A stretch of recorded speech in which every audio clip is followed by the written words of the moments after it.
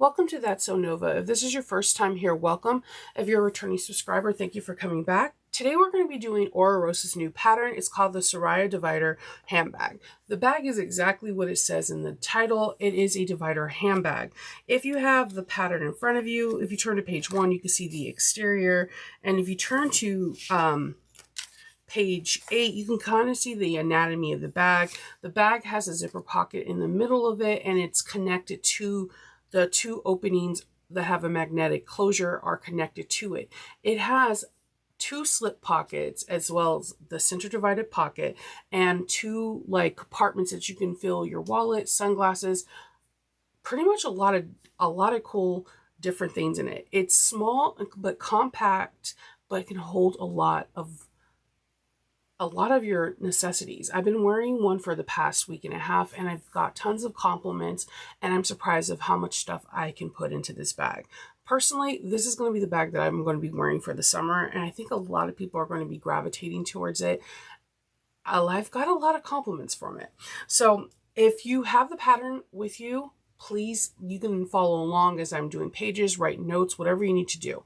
The most crucial part of this bag is the riveting, and that happens at the very end. So please pay attention to the material list. The material list advises you that you need 4 extra long rivets, and that is the most imperative part. You can buy your rivets wherever you get your rivets from, whether it's Emmeline Bags, Tandy Leather, Buckle Guide, Amazon, wherever you get your rivets.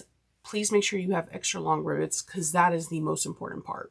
Okay, so we're going to hop on over to page 16. Page 16 is after you do your most of the interfacing of your not your hardware, but of your pattern pieces. You're going to get your connector straps, and the first one you're going to do is you're going to do top stitching of your connectors. You're going to fold the long edges right on to each other and put a piece of double-sided tape, and you can see that this is the area that has the stabilization, and you're going to just top stitch this at 1/4 of an inch right down the center. Okay, from here we're going to top stitch your handles and your crossbody. I'm going to show you the crossbody because the crossbody is done just like it is on with your handles. So we're going to take a piece of double-sided tape and put it down the center. You could do 2 pieces of tape, 1, whatever is easier for you. I prefer to do 1. And we're going to take the long edges and fold them really close together, but leave about a 1/8 of an inch gap.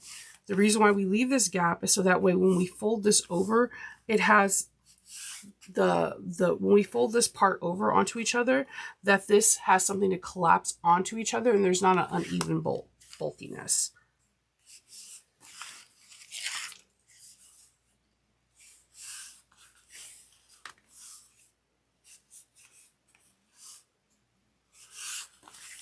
This is all part of your prep work. I know a lot of people like to jump and start in the back, but if you get this all done now, 1, your bobbin won't run out of thread when you're top stitching your strap or your handles. And 2, it makes your life so much easier when you're at the last part where you're like putting the straps on, because the straps get put on and the connectors get put on in a very interesting manner. And you just want to be able to put them on without thinking, oh man, I have to make them.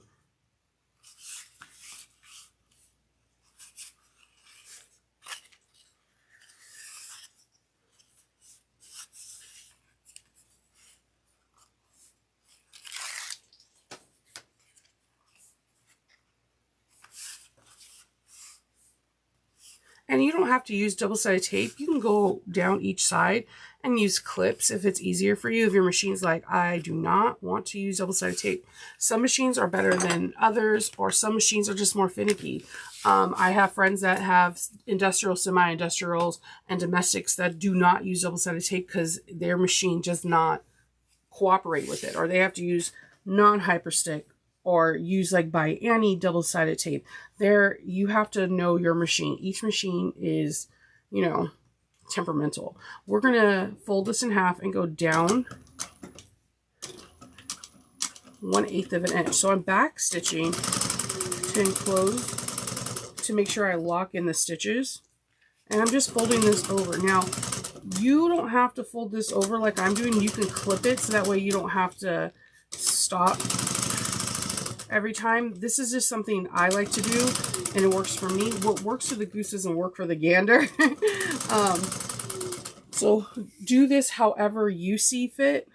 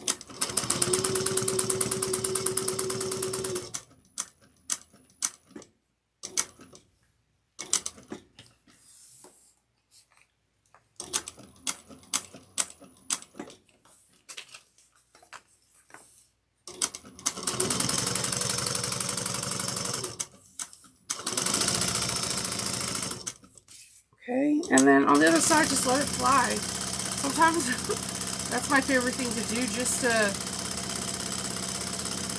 practice my top stitching, my hand-eye coordination.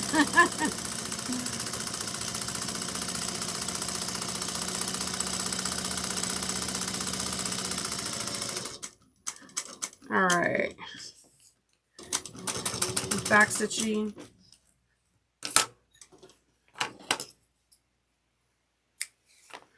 All right, so we have our connectors.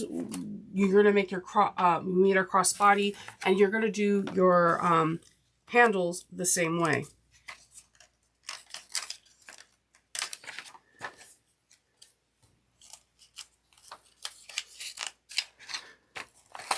From here, you're going to make packs. I know every time I do an Oro Rosa video, I always emphasize these packs. I feel like they're extremely important. I do them even on camera. You may not see them, but they're very important to me that these packs get made, because as you see, I'm putting my corresponding pieces in each packs. They're important to me because they help me get organized and they help me not get flustered. I do this off camera as well. This pack like organization has helped me in my everyday bag making journey too. So if you take anything from Oro Rosa video from today, you can do this for any bag making thing. You can say, hey, I'm going to do my exterior and I'm going to break it down into my straps, my connectors, my handles in here, and do the exterior from there. It makes your life a lot easier. And if you only are able to do one pack per day or one pack per week, you're not flustered and trying to figure out what the next step is. And you can create your own packs and highlight. She breaks down the packs on page 19, and on each page on the very top, each time the packs change, it's at the very top, and therefore it's easier for you. So what I usually tell people to do is when you're printing out your patterns, to skim ahead and look when the pattern changes, and you can highlight so that way you can recognize when you have to change packs out. So we're going to be working with pack 1, and pack 1 starts on page 20. And page 20 starts with the base. And we need your purse feet.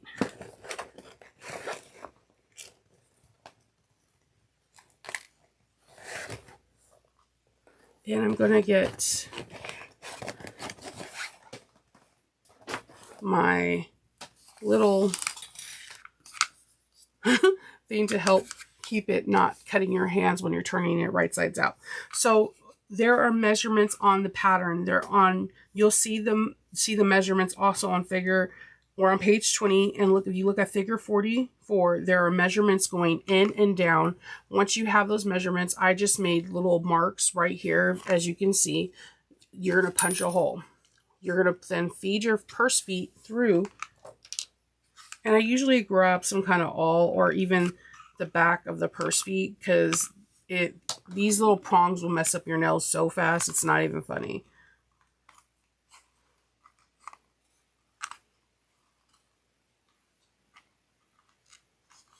Open the prongs up. And then I'm going to take some scrap adhesive foam and put this down on here. And you're going to do that with all 4 purse feet. And then you're done with this one. And then you're going to grab this and put this aside for right now. All right. Then we're going to create we're going to make the crossbody.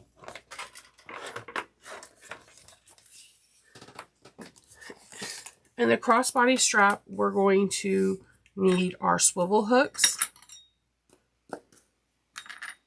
and our slider. So the first one is quite easy. We're going to fold this in 1.5 inches. What I like to do to make my life a little bit more easier is I like to just make a mark that is at 3 inches on both sides. Just like a little dot. So I know where to fold in at. I know it's a little bit of a cheat, but it's a cheat for me. And it works out easier. I'm gonna trim this up a little even, and I'm going to feed this through. See, and then when I fold it over, everyone's is going to be slightly different depending on your material. If you're working with like heavier vinyl, like glitter vinyl, or like a chrome vinyl or a marine vinyl, it may not be. This is like a faux leather that's fairly thin. So mine's fold over really nicely, exactly 1.5 inches. Once you get there, we're going to punch a rivet that is 5/8 of an inch up. So I'm going to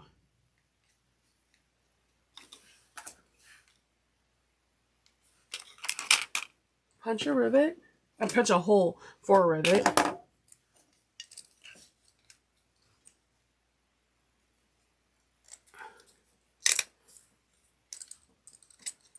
Okay, and I'm going to place the rivet in there real quick.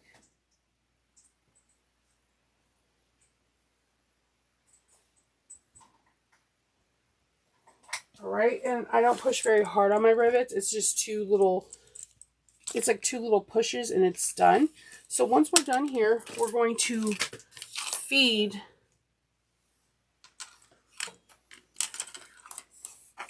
we're going to have this side go up, and we're going to make sure that we're going to feed this through. And you want this to look where this part, where the part that has where we folded over is the same direction, like it's facing up where the slider is, similar to on 51, figure 51. And we're going to then kind of just make a loop a little bit. I know this is going to sound weird. We're going to then slide our other connector into place, and then we're going to go in and out.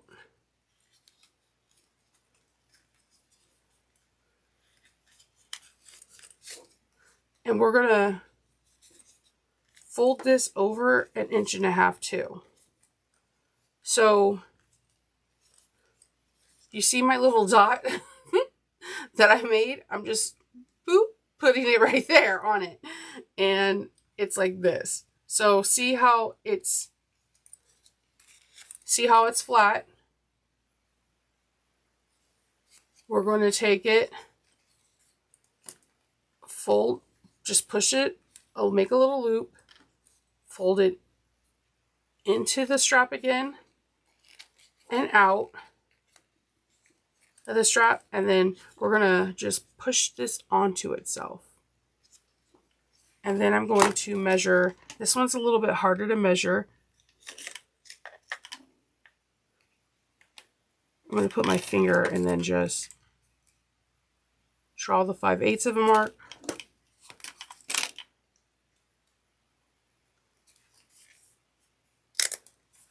And punch a hole.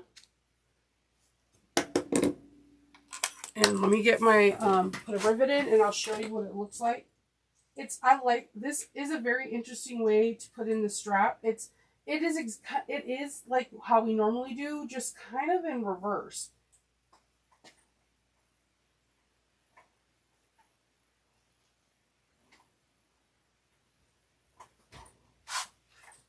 All right.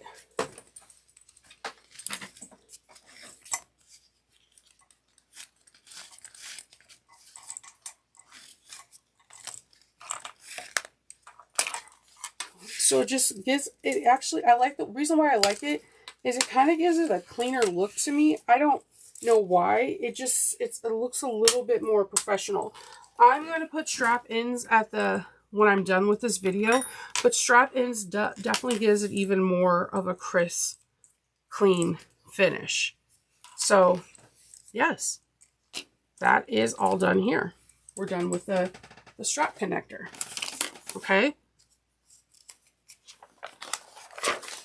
So then we're going to grab our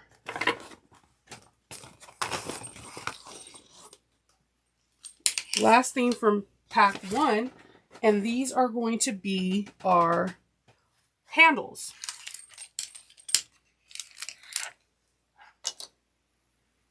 All right.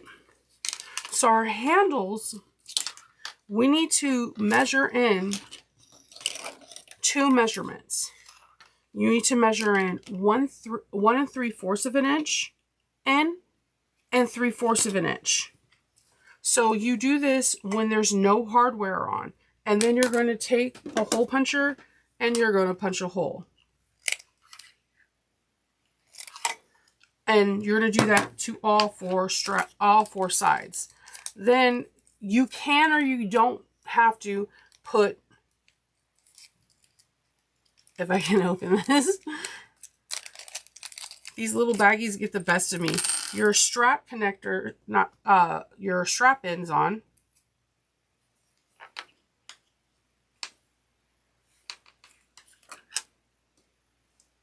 It looks pretty cool with or without, but I'm not going to lie, with it, it gives a very interesting look, because we'll circle back when we get to the end and we're putting the handles on, and you're going to see what I'm talking about. Like, it's a very interesting finish.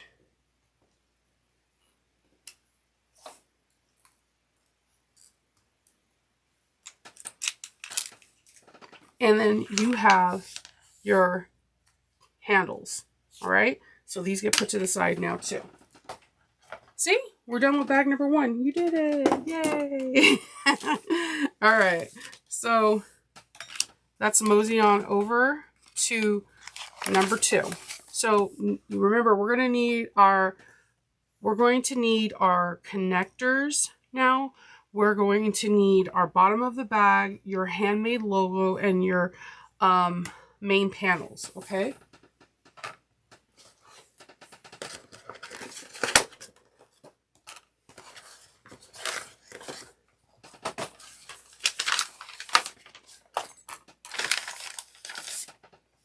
All right. So the main panel is pattern piece A, and so you need to, if you want, again, this is optional. If you want to go ahead and put a logo on, you need to measure in 4.5 inches in and 2.5 inches up.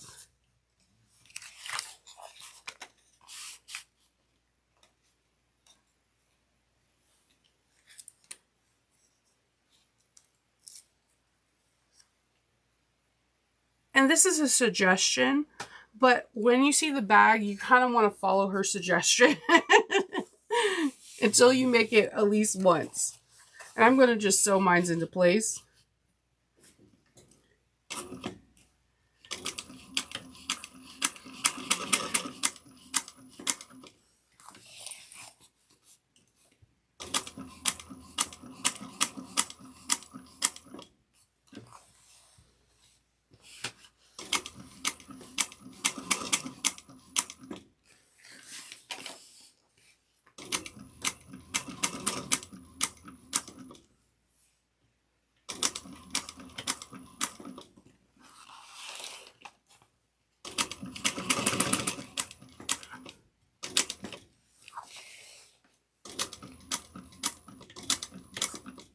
All right.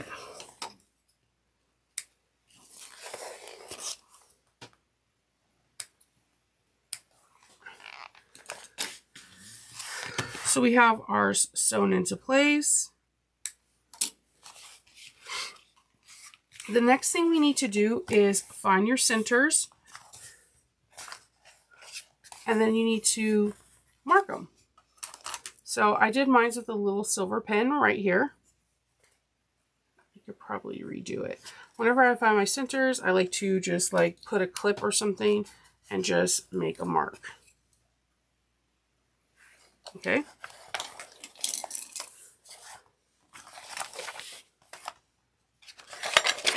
And then on the bottom, on page 24, on figure 63, you need to make a mark on the bottom and the top. And you need to make the same mark on here and here on the front side. Okay?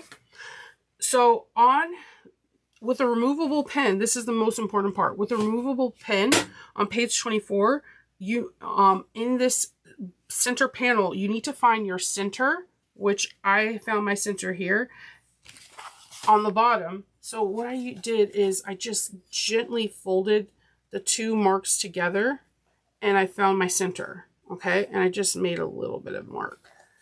And from here, you need to draw a little line 3/8 of an inch from this line, from the center, and 3/8 of an inch from the other line. Okay.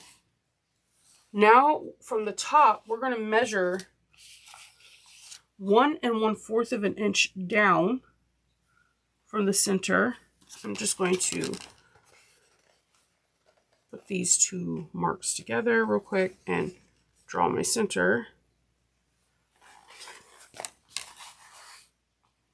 And make sure that's 1 1/4 inch, and then 3/8 of an inch. 1, 8, 2, 8.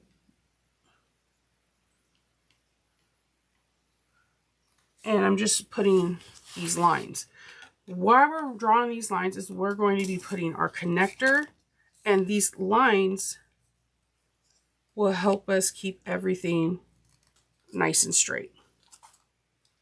See? Nothing all wonky. All right. So let's mosey on over to page 24. So we need a piece of tape that is 64 inches. So first thing I'm going to do is make sure I get the area that has the double-sided, the stabilizer, because we're going to need to fold over this, over our D-ring or whatever we have by 1.5 inches. So I'm going to do a little cheat and make a mark for 3, because we're going to have to fold over by 1.5 inches. All right.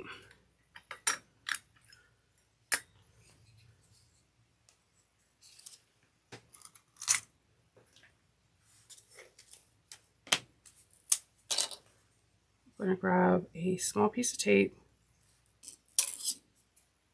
and I'm going to put a tape over on the fold over section first.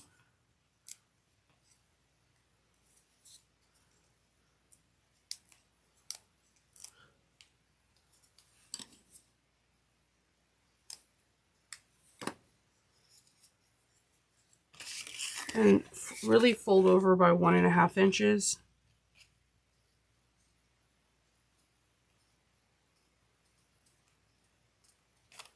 Okay, and then put tape that is 6.5 inches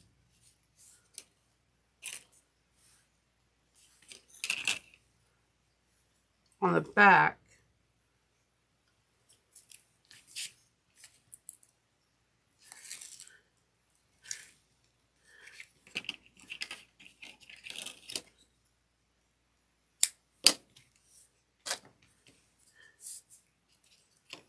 Okay. And then I'm going to get a ruler and just kind of match these lines real quick. And then put this in the center. And make sure this is as centered as I can get.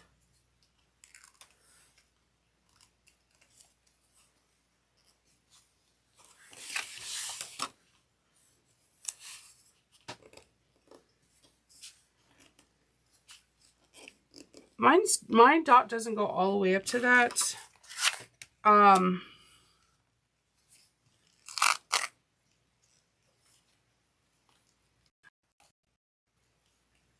folded over 1.5 inches, just double checking. Yeah. It should be fine. It should be fine. And then we're going to measure and mark 1 inch away. And we're going to then top stitch. Whoa, whoa, whoa. We went so crooked real quick. That's the one thing I love about double-sided tape, how you can just like see something and fix it. All right, now we're going to top stitch 1/8 of an inch, and we're going to go up, across, and down.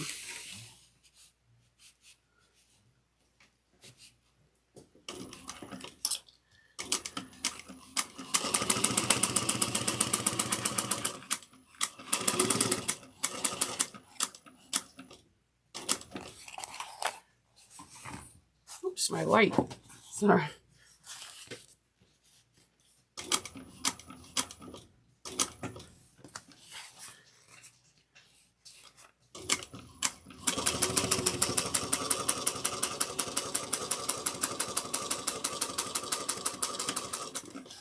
All right. And then we're going to punch a hole in the center, and we're going to put a rivet.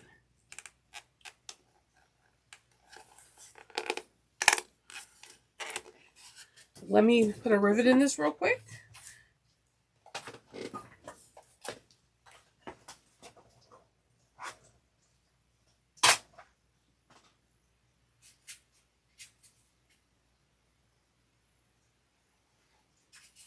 And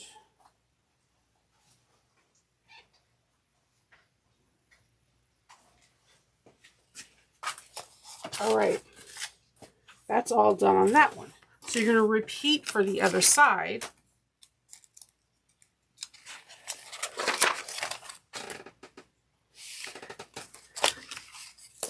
You're going to repeat for the other side. And then we're going to get some clips.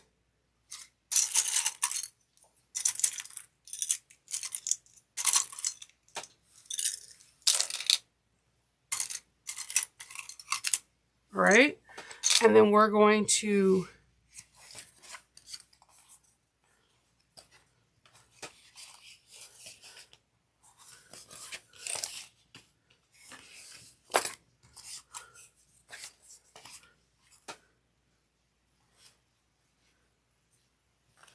put these sides together.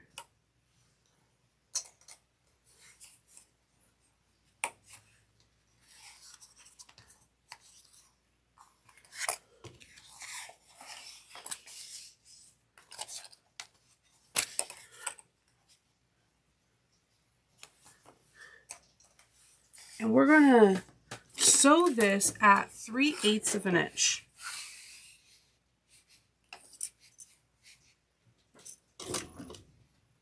Make sure you backstitch well at the beginning and the end. Sometimes I like to backstitch like a little off.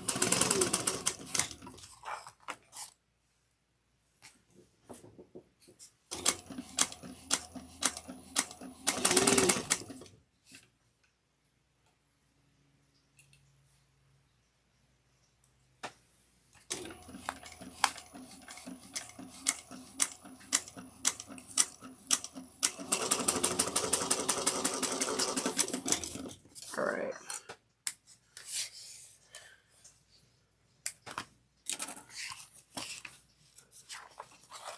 So we're gonna grab a piece of double-sided tape and we're going to put it, if I can find the double-sided tape. Sorry, like I don't know if I'm the only one that like you'll sit there and just look at the endless double-sided tape and you're like, what's going on? It's not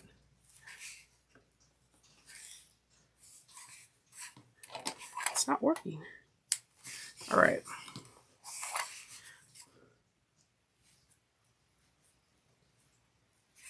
All right, so we're gonna peel the double-sided tape off, the paper off, and we're going to finger press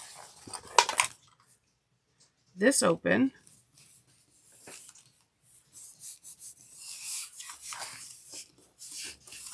You can use your seam roller here too,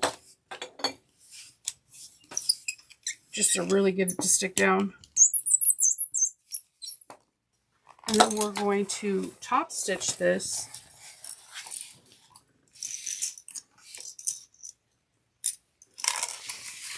at 1/8 of an inch on both sides.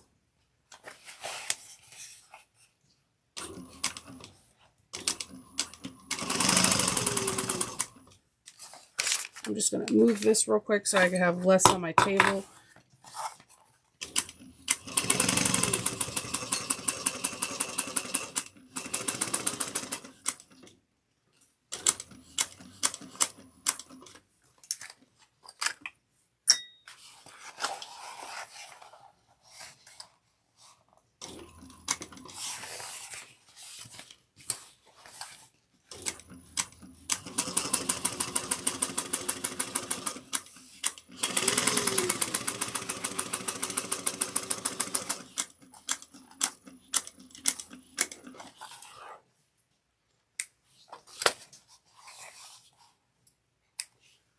All right, and we're going to do the same thing on the other side.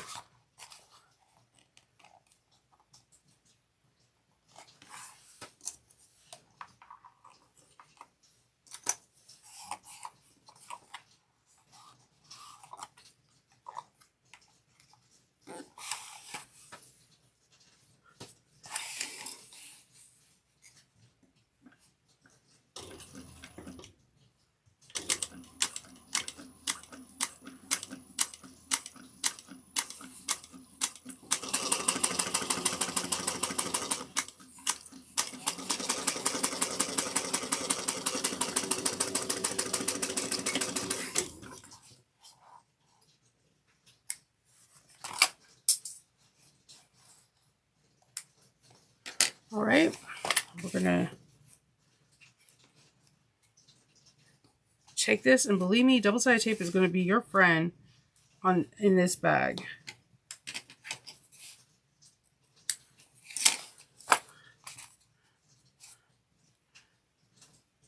Let's see. If you hear some noise, I apologize. There's some construction going in the house, around the house, the neighbor's house. This winter was pretty brutal. And so there's a lot of construction going on.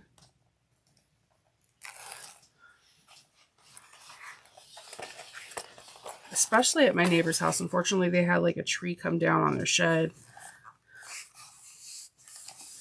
All right, and I'm gonna roll this out. All right. So we're just going to kind of, this is why this is so pliable. We're going to feed this through and top stitch.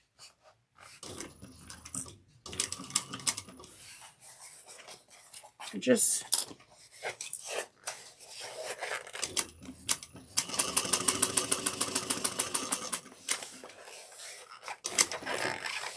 move things out of the way. And this is why you use double-sided tape, so that way it's easier to make sure everything stays flat.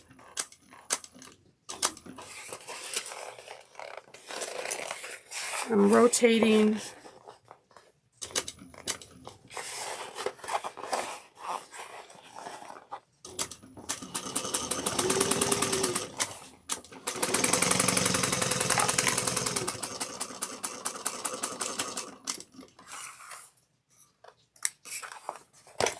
All right.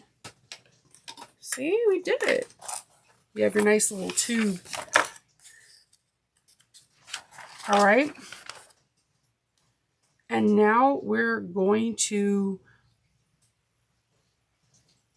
trim the seams. And just the side seams, we're just going to gently trim them so that way it can help relieve bulk.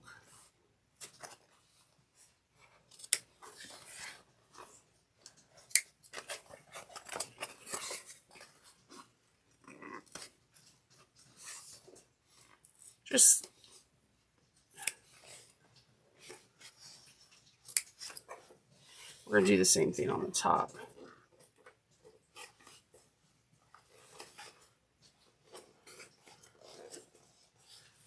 The top especially, because this is a drop down, so you're going to be folding this, so the more bulk you can remove, the flatter that side seam could be. Just don't cut into the stitches, okay?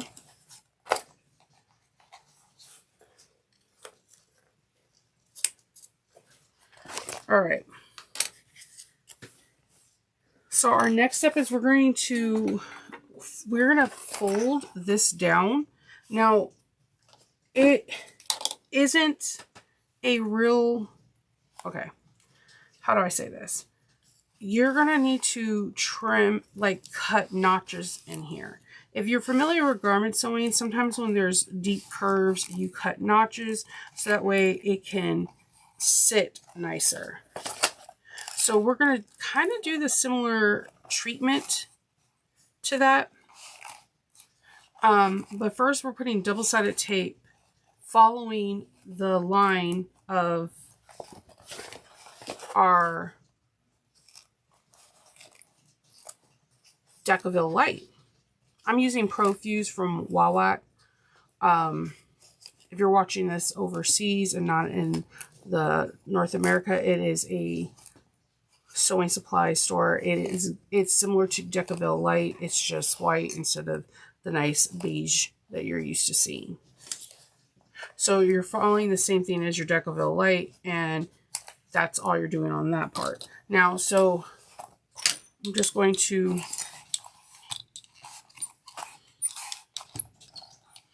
roll the double-sided tape onto itself so it can get nice and sticky in here. And then, since this is getting folded in, what I'm just going to do is cut notches. And you're just going to do that, and you just don't want to do like notches that are more than half the size, because then you'll have unpleasant seams. It's just things that have like deep curves and stuff. You just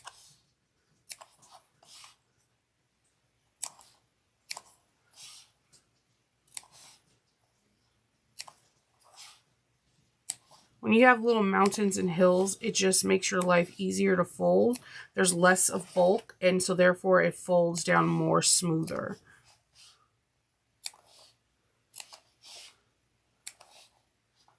It's not a very big bag, so just take your time.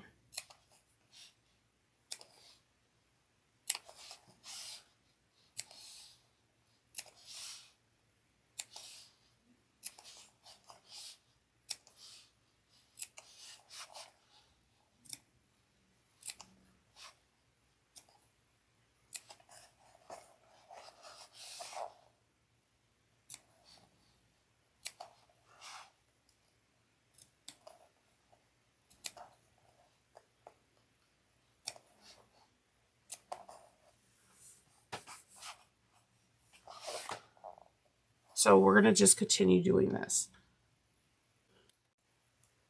Okay, so we made all of our snips and our curves that are no more than 1/4 of an inch.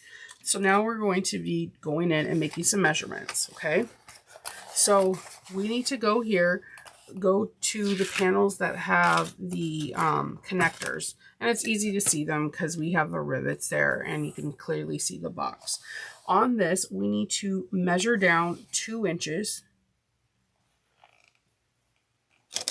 And just make a line here, and I'll make it green so you can see it,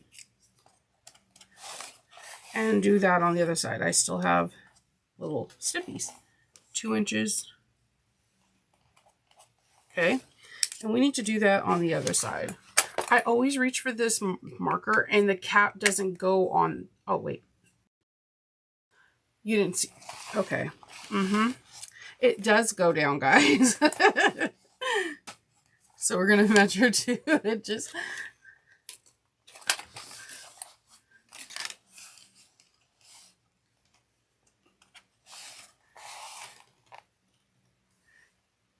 All right.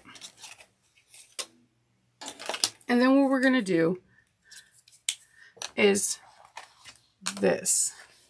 We're going to fold this on to itself. And we're just going to put some clips. We're going to sew 1/8 of an inch. We're going to sew all the way up to that 2 inch mark. So you can start at the 2 inch and go down, or go from the bottom to the top, but don't go past that 2 inch mark. And you kind of want to hit that, you want to kind of hit your interfacing. And if you did the interfacing absolutely correct in the prep process. And you're going to sew 1/8 of an inch. Make sure you back stitch at the beginning and the end.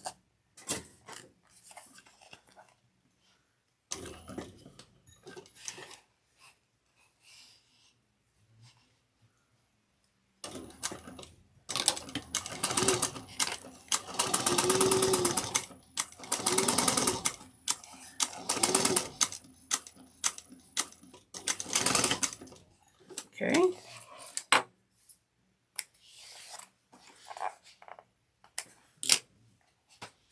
All right, and I'm going to do it again here.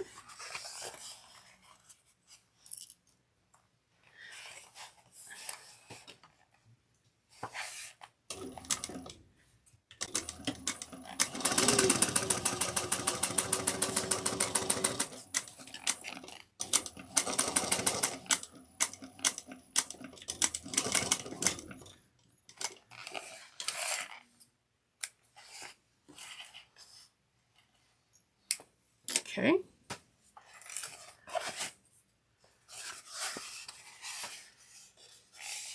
We're going to do it here. And you can clip it in place. Mine's kind of just folds in really nice onto the onto it, because I really made sure that I measured everything nicely when I did my prepping and cutting.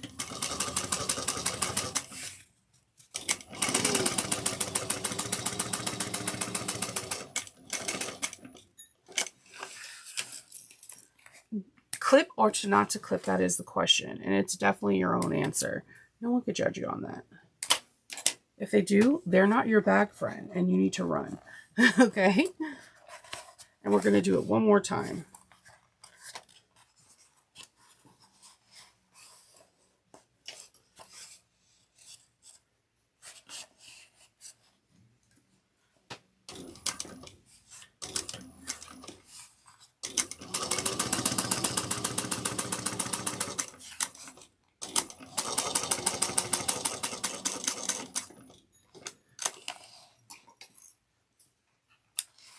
All right.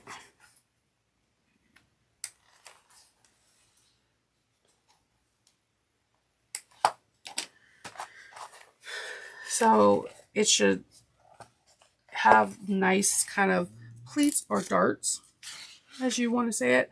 Now we're going to put our bottoms on. Now, you're going to trim away any excess that you had of your woven interfacing if it's poking out. And you want to make sure you find your center point marks. I did find my center point marks before I stabilized. So when I cut out my bag, if you're watching this before you cut out pieces, I found my center marks. I have a tendency of doing all my center marks before I start interfacing because I hate folding when I have Decovil Light or any heavy stabilizer. So I have my notches. But if you don't have your notches, there is a guide on page 30 on figure 102 that shows you how to do so. So we're going to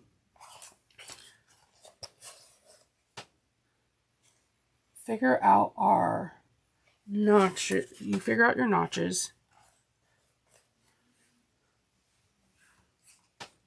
And we're going to put this bag together. Now, I know there are going to be some of you that are like, staple it. Okay, if you're new here, then I need to let you know I'm not a big on stapling. If you're someone that's been seasoned in my channel, you know the drill. I'm going to clip this bad boy to death.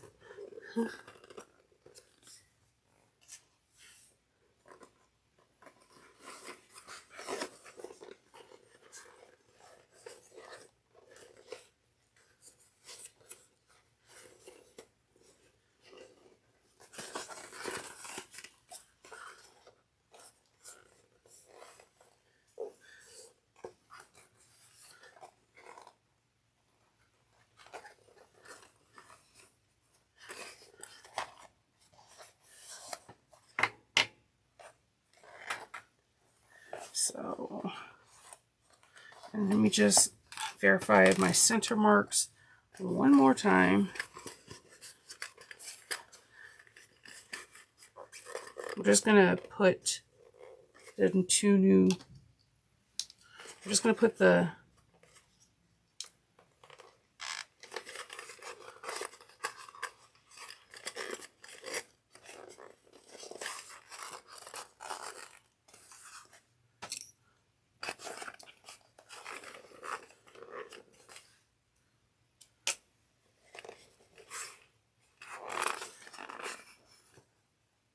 I feel like if you could find your centers, you can literally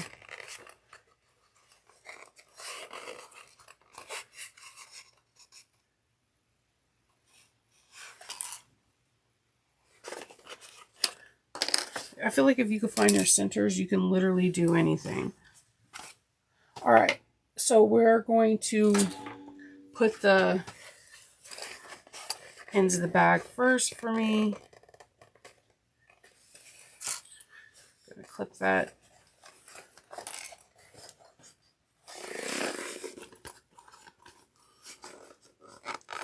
I'm just centering as best as I can.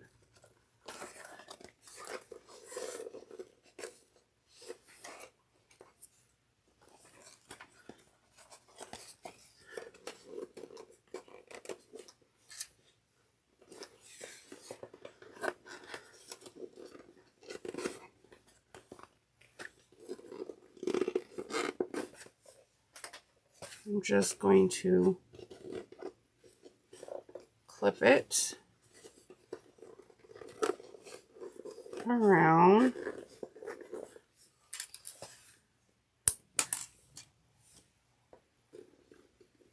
The one thing, Alexis is good at many things in pattern making, but my favorite thing she's good at is bag bottoms and gussets. Like, they always fit like a charm.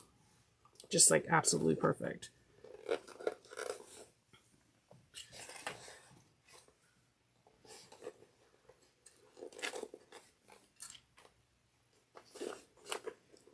So like I'm never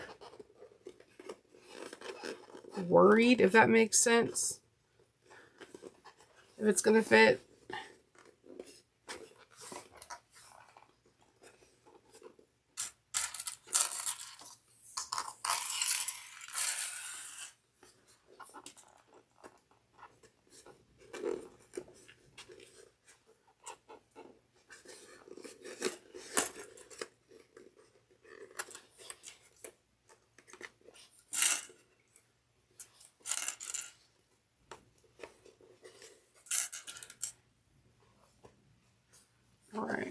Let's start on the other side.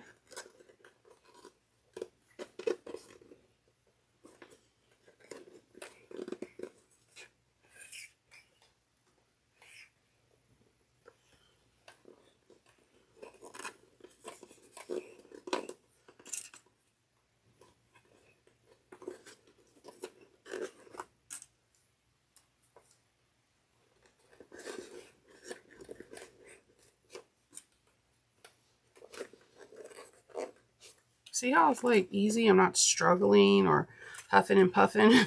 I sound congested. That's, if you hear congestion, it's allergy season, okay? And I have like the worst sinuses known to man.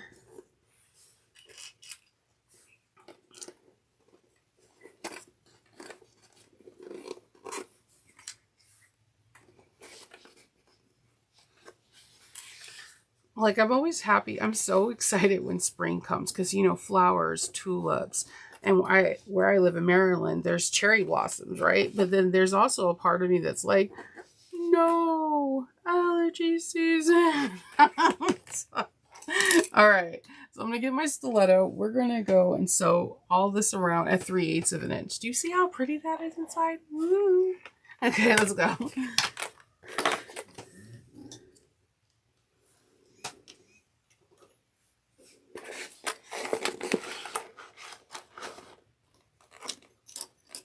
3/8 of an inch. Back stitch well at the beginning and the end.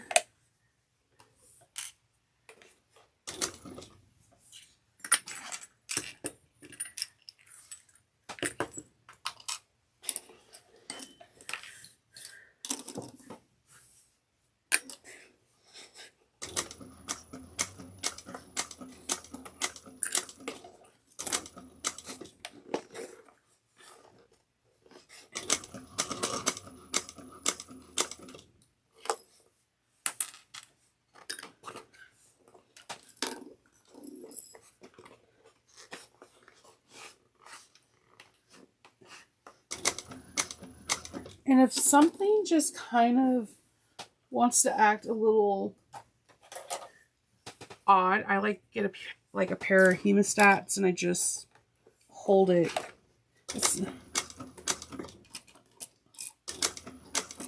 Like around the corners, and it's like trying to not stay together as a unit. Anything but my fingers.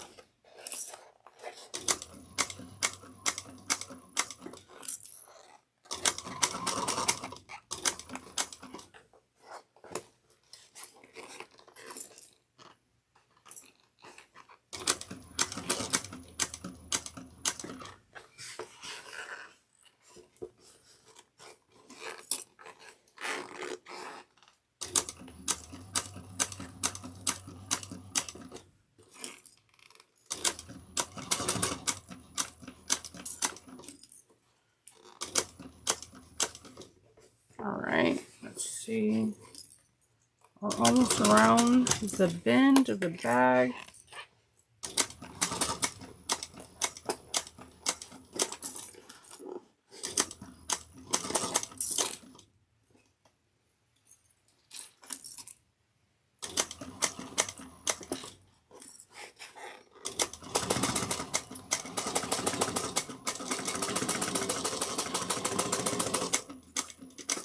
All right.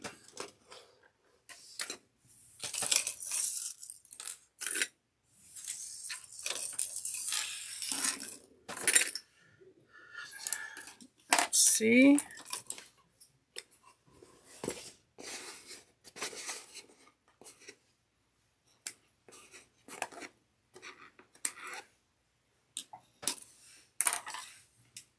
All right, and then we're going to trim this bag down to the seam allowance down to 1/8 of an inch.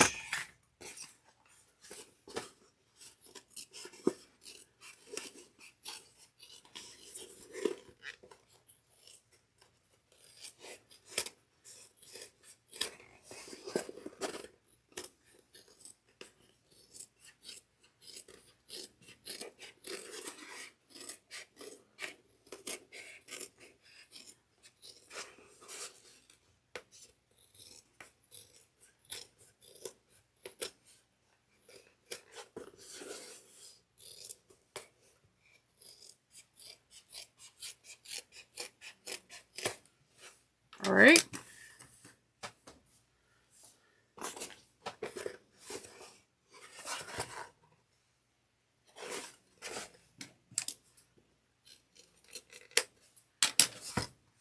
Cool.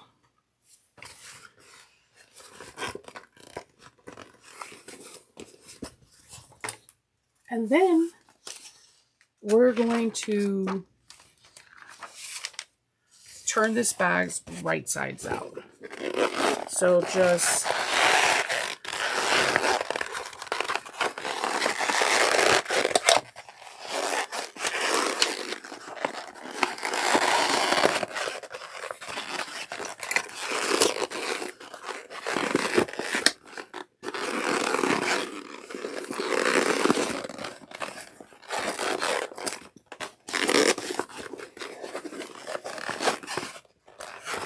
pop it out.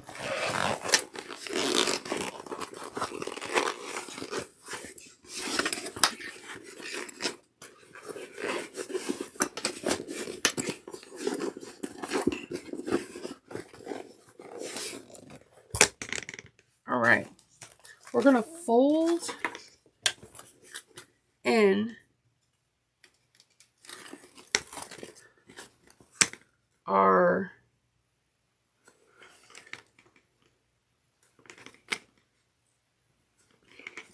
top perimeter.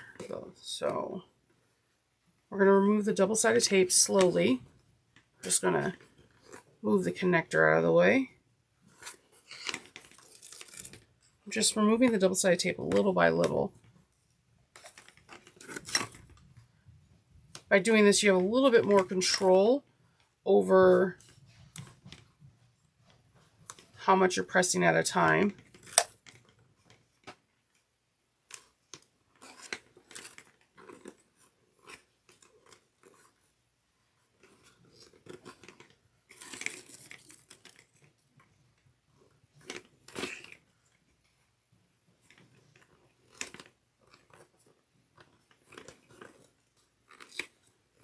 Fold this connector hardware down.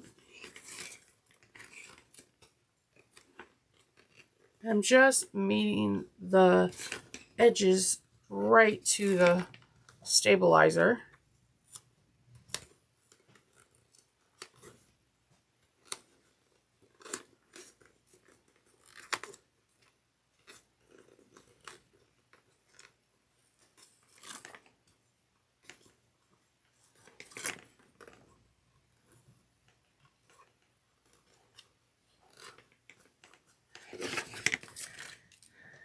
And then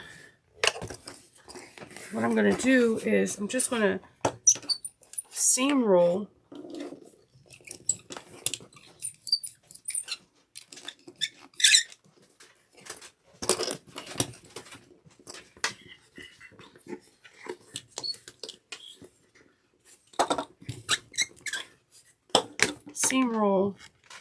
what's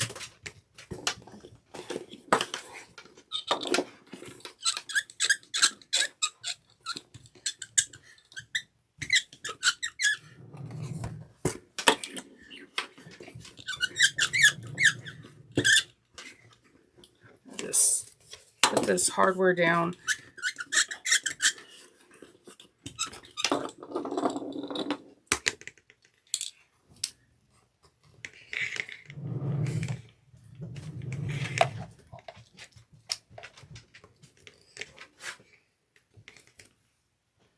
All right, and then I'm just gonna put some of these binder clips on some of the areas that I know that are gonna pop out, like, you know, poke through a little bit while we're working on the lining in pack 3.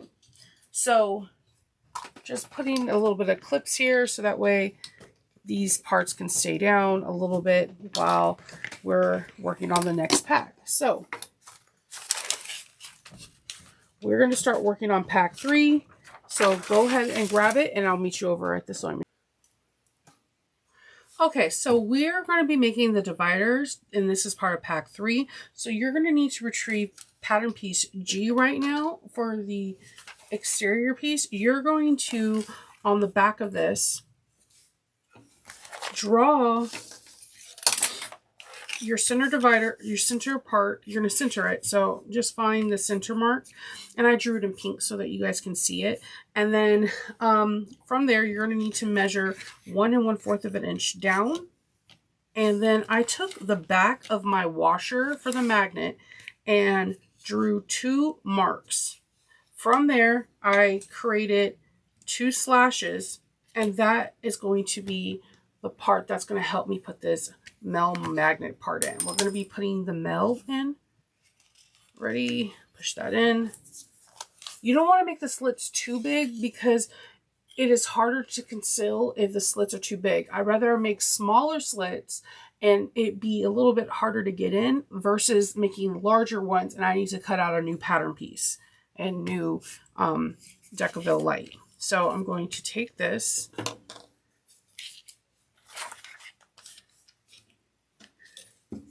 I like to fold my magnets in on itself. Everyone has something different.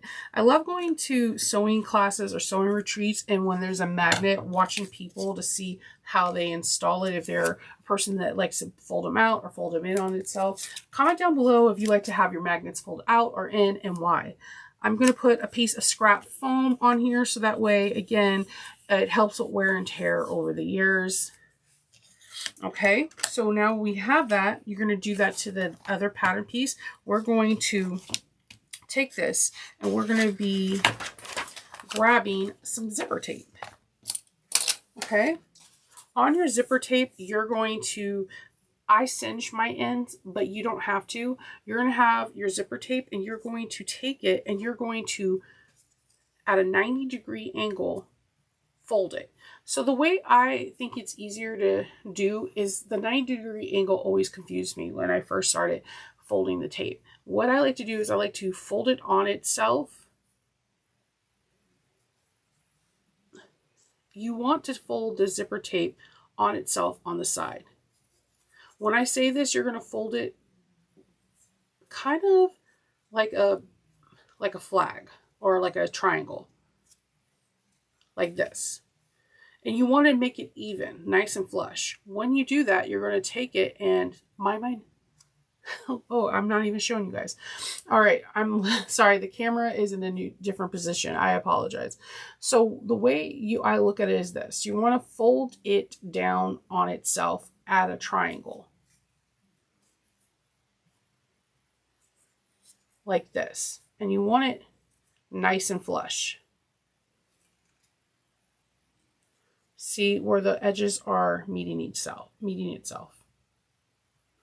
Then you're going to fold it back onto itself. And that's how you get a perfect 90-degree angle. And then what I normally do is I just stick a pin in it. So I could do it again for you. You fold it and then onto itself. And then what I usually do is stick a pin in it. And I have a 90-degree angle. There's no magic. There's no Harry Houdini. It's like that.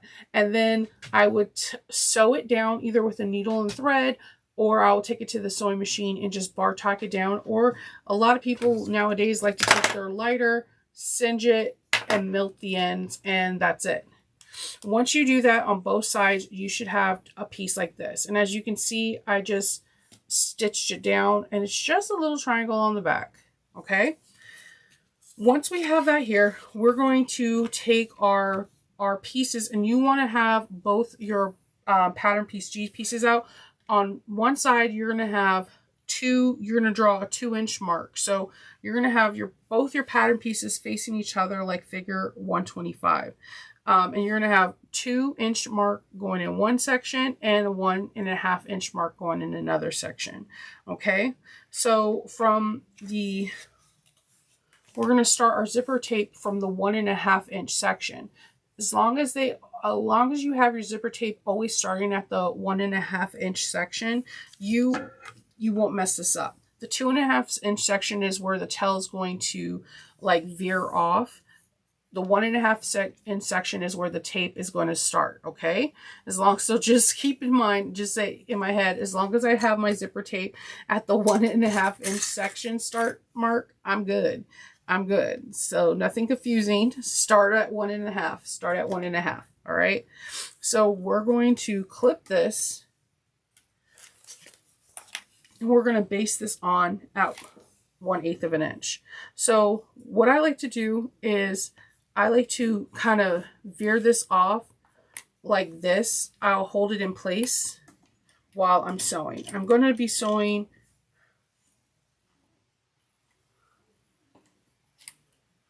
at, all right, so we're going to base this on at 1/8 of an inch. I'm just going to hold this at a slight angle so the tails could veer off.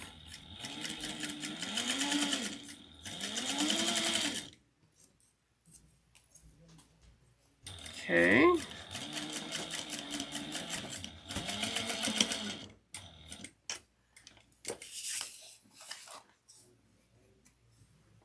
All right. And then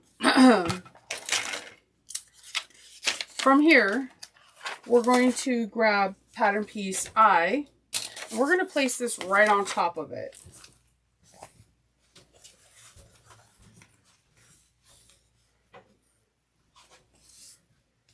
And then we're going to sew this at 3/8 of an inch. You're going to back stitch at the beginning and the end. And when I do this veering off, I kind of sometimes just clip this and make sure this is flat, because this can easily get twisted if you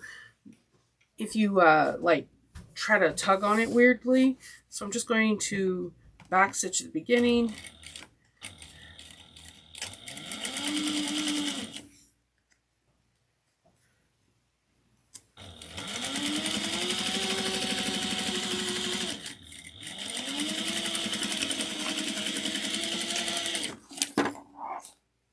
All right, back stitch at the beginning and the end.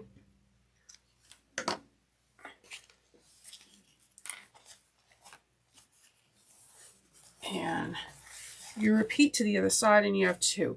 I know right now you want to top stitch, but you can't. Okay, don't top stitch. Okay. So on here, we're going to make some measurements real quick. On the back of the bottom of the exterior pieces, on one of the exterior pieces, you're going to measure 1 3/4 of an inch in, and just make a mark. I'm going to do that on this side, other side too. All right.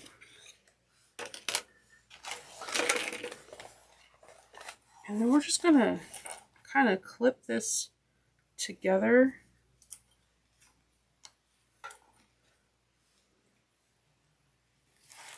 I'm going to just move these out of the way.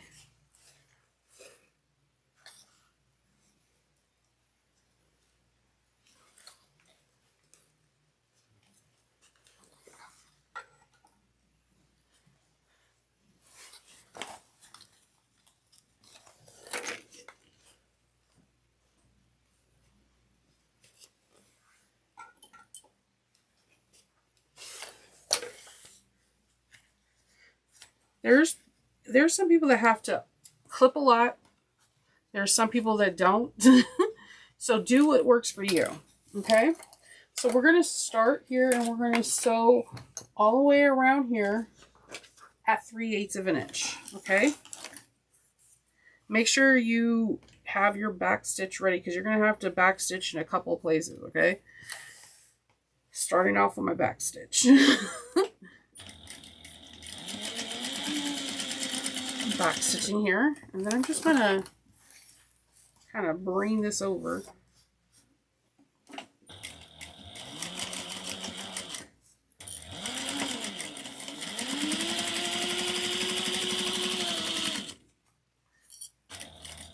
Trying to keep this as butterflied as I possibly can. I know this sounds weird, but I always like back stitch over seams that are open. And I just want to make sure that these zipper tails are completely out of the way.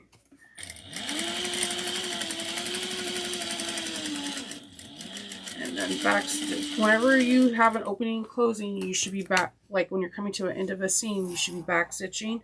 And when you're starting a seam, you should be back stitching.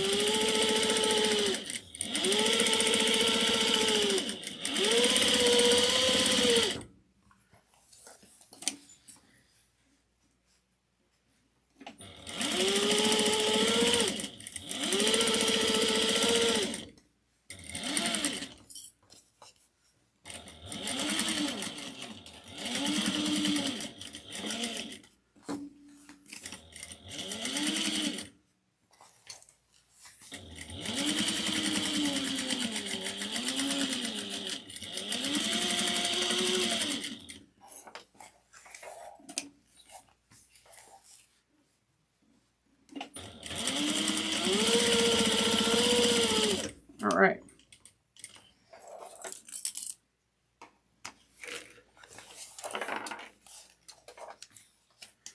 All right, so we're going to be doing some trimming. We're going to be trimming 1/8 of an inch almost all the way around except up here.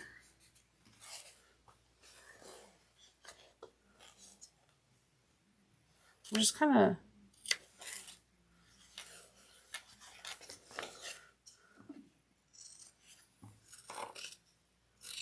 clipping those first. So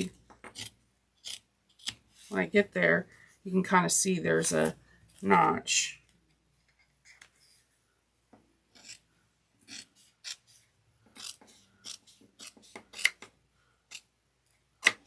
See there.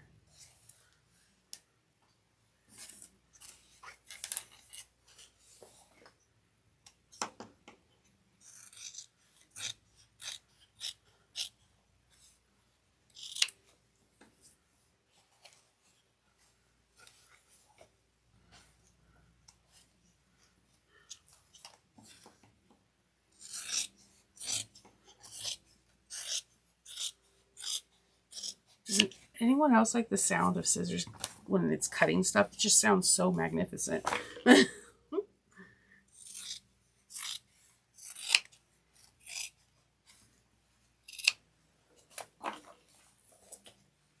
All right, and then we're also going to be notching over here.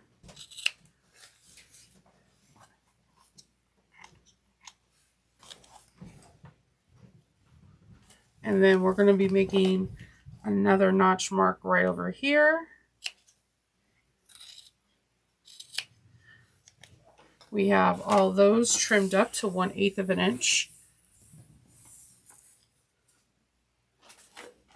All right, so then we're going to grab some double-sided tape. You know, the double-sided tape always comes out. We're going to kind of put it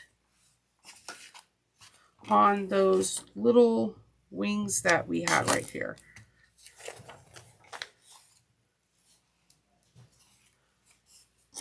Okay, we're going to do it on this other side right here.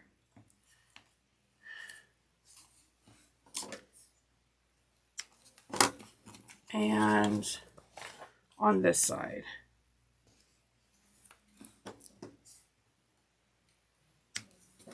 All right, so we got that. So it's time to box some corners. So I'm just gonna reach my hand in here and we're gonna box these corners real quick.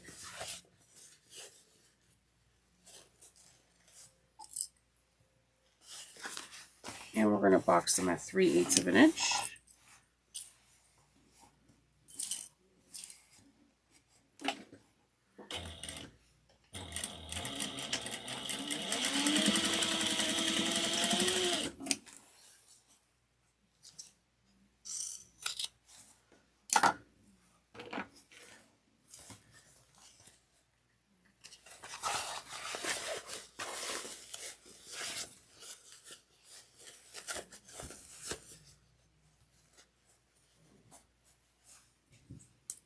The clip just went flying.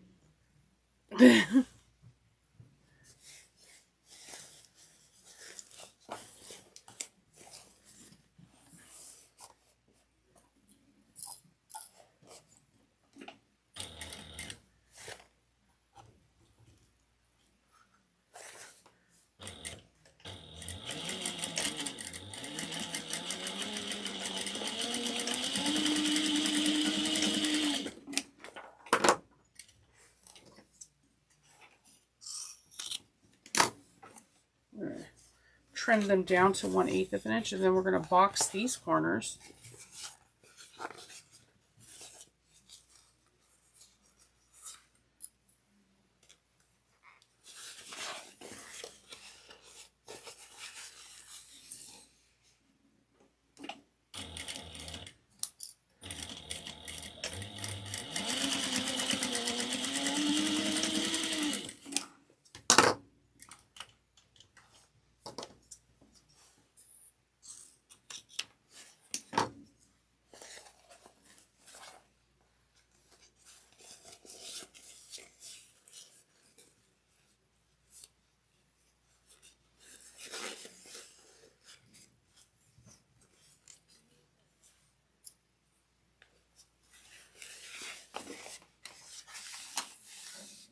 Let's see.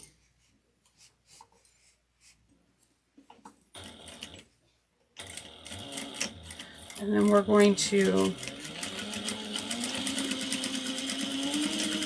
do our last box corner and make sure you trim it at 1/8 of an inch to 1/8 of an inch. All right. Then we're going to kind of, I like to, for this part, you're going to peel back the double-sided tape. And you're going to butterfly the seam open and just give it a good press. You can actually use your seam roller too if you want to.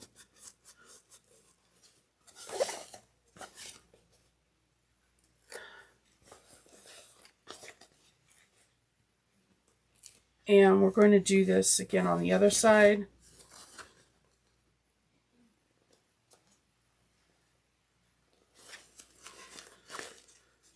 Give it a good press.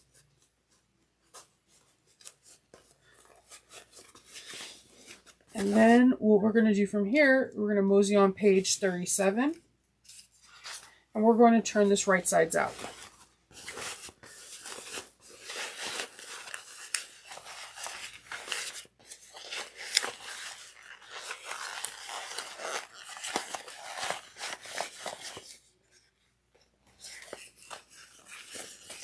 So just poke out those corners, get them nice and crisp.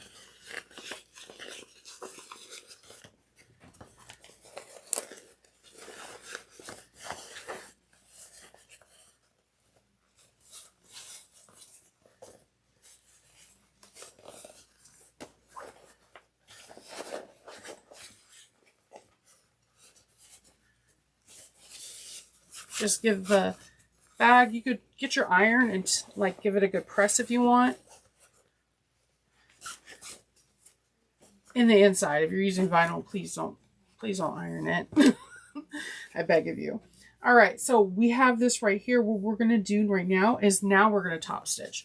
So you're going to leave long threads, and we're going to start in a corner, and we're going to top stitch all the way around.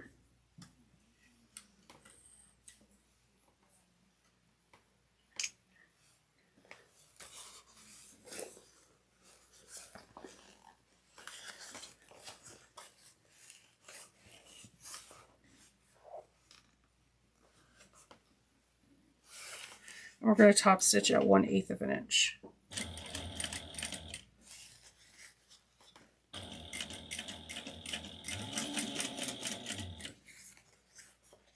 If you have to stop, please stop with the needle down.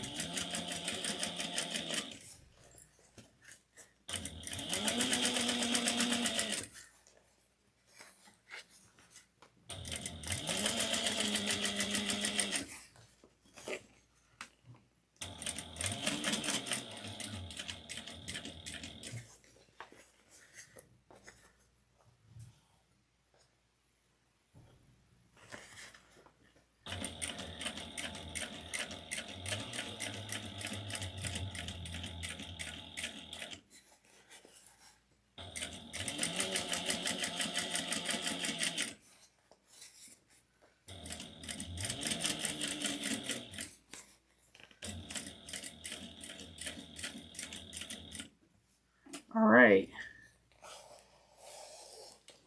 So long threads again. And what I'm going to do is I'm going to take my tails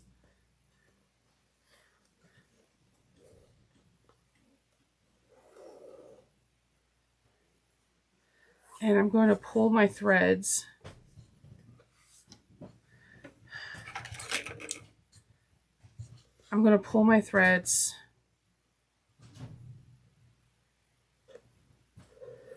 and we're going to tie them off, and we're going to pull our threads and tuck them, put them through, tie them off, and put them through the lining.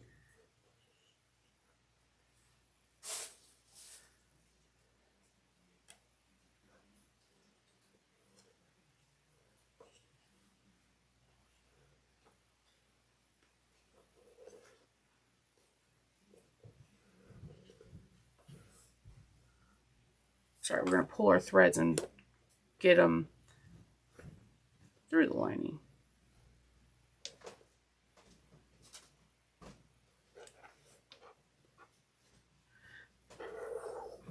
No.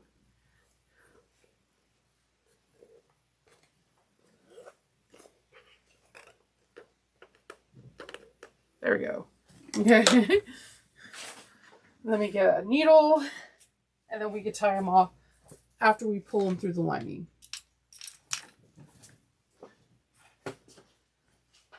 So once we have all the threads, I'm just going to trim them so that they're all around the same length. And then I'm just grabbing a needle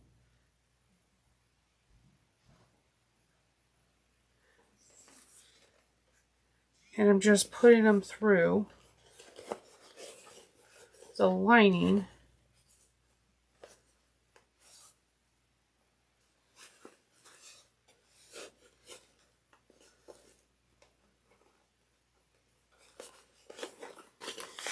So you can see the needles coming through here, the lining, and this is where we're going to tie them off. So you don't see the tie mark on the lining, you don't see it on the exterior, it's getting tied on the back side of the lining.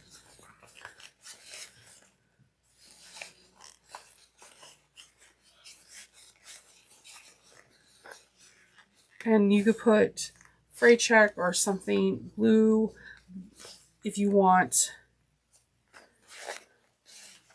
But I think mine's is going to be fine. I'm going to trim threads. And you have a nice clean zipper all the way around. I love that. I love how that happens. All right. So from here, we're just going to take a couple of clips.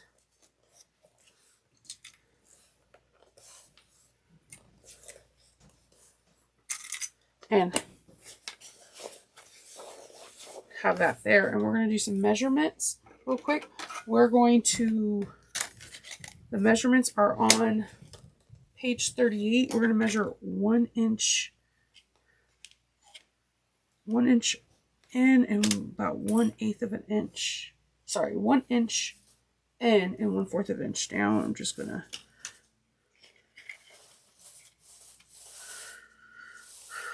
going to draw that on each side.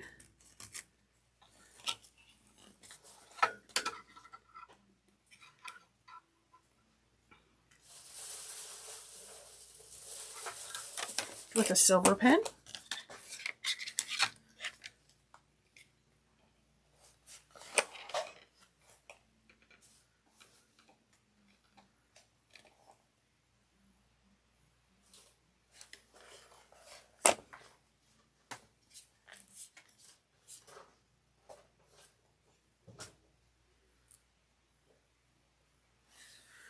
All right, and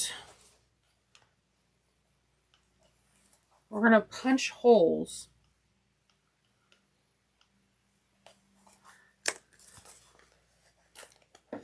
I know it's scary to punch holes after you did all this work, but this is for the rivets to go through to make your bag. And just make sure the holes are nice and clear. Making sure.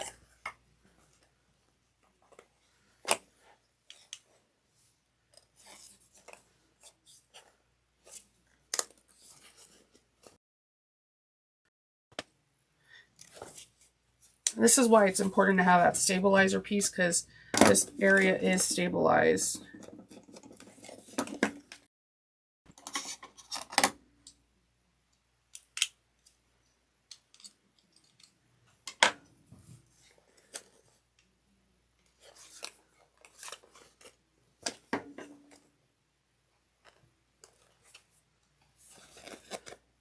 Okay.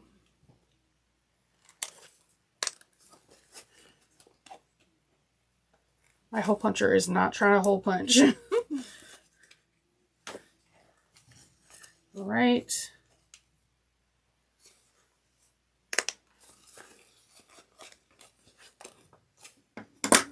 All right. So we have the holes all punched out, and now we're going to work on pack 4.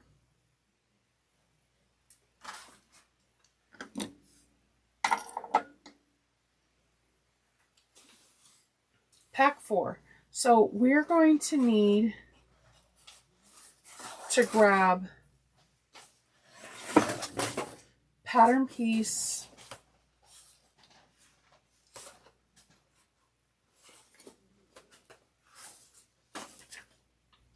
L. Okay. On pattern piece L, you need to find your center again. Once you find your center, you need to measure down 1 7/8 of an inch and draw a line. Mine's is pink. Then you need to take your washer. We just installed male magnets. Now we're about to install the female portion.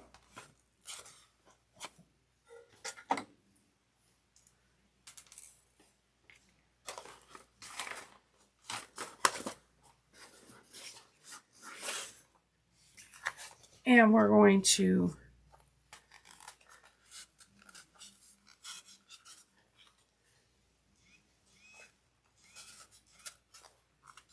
get this in here. Like I said, I'd rather have it a little too tight than it being really loose, and then I'm like struggling to get like I'm on the struggle bus trying to figure out. I just had the washer and then it disappeared. Then I'm on the struggle bus trying to figure out how to get this, how to cover up, or how can I correct the mistake of having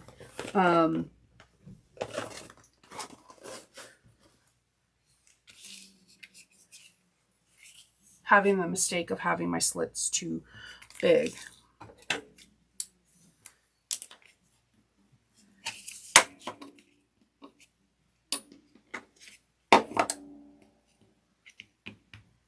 All right. And then I'm going to grab a piece of foam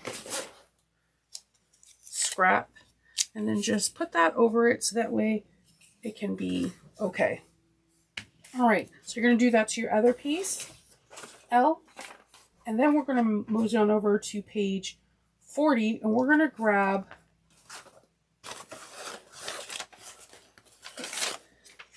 pattern piece J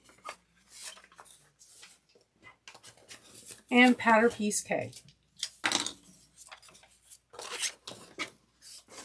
On pattern piece K, we're going, what I did to help this part out, and it helped me, it might help you, is sometimes I'm bad at eyeballing. So this, we're going to have to sew this and this with a 3/8 of an inch mark. So what I traced my 3/8 of an inch line, my straight line, I put the 3/8 here and I did it on the side. And from the side, I kind of just like ticked 3/8 of an inch and I got my curve. Okay. Therefore, I can follow the line. It makes my life a whole lot easier. I don't have to like freak out when I'm at the sewing machine, and it just makes my life, like I said, easier. So we're going to put these right sides together and we're going to sew 3/8 of an inch all the way around.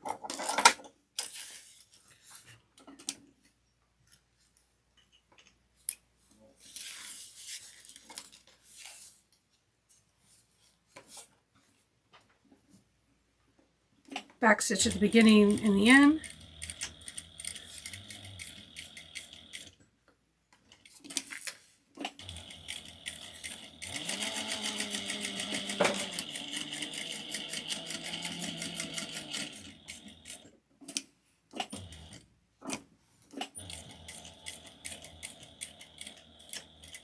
All right.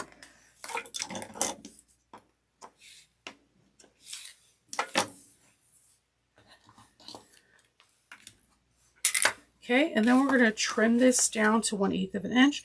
Because it has a big curve, I think pinking shears work really nice in this area. If you don't have pinking shears, that's fine. You can do a straight stitch and then just cut little notches around the curve if you want, or don't. It's really your discretion. It just, I find I get a smoother, cleaner look if I use pinking shears around curves. Let's see.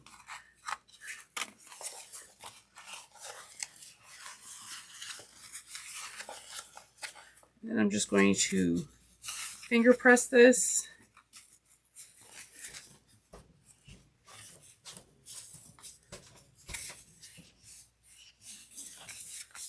Put a clip right here.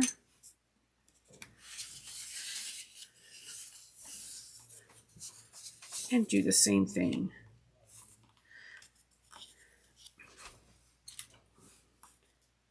And then we're going to top stitch this at 1/8 of an inch around.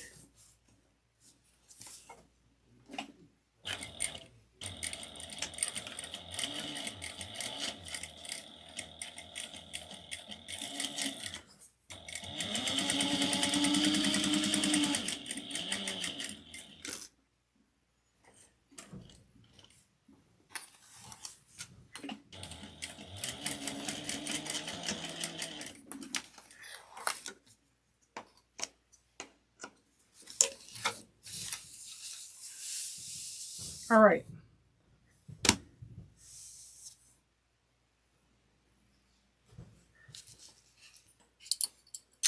So we have that. Now we're going to grab the slip pocket backing and we're going to put this right on top of the back pocket.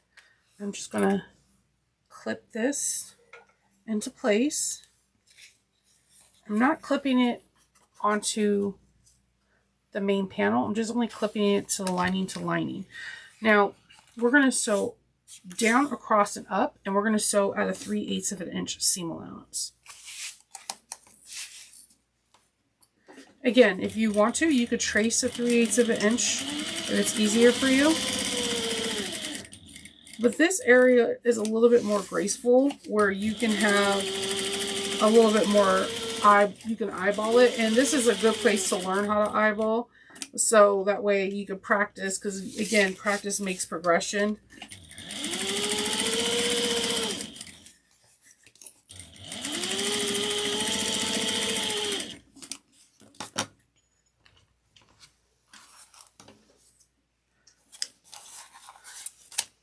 All right, we have that. And now we're going to take this and we're going to put the two pieces together. No, I like to, no matter what, always find my centers, because some things I'm really great at eyeballing and others I'm not. So I'm going to make a little notch.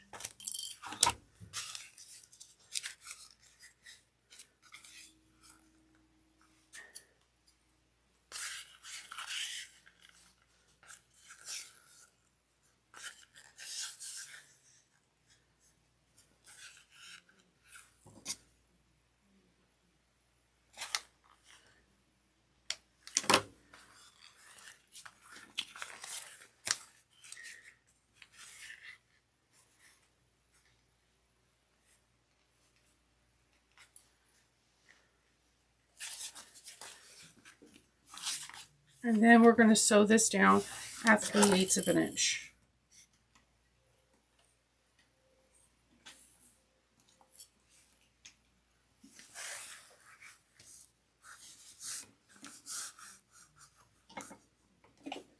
Back stitch at the beginning and the end.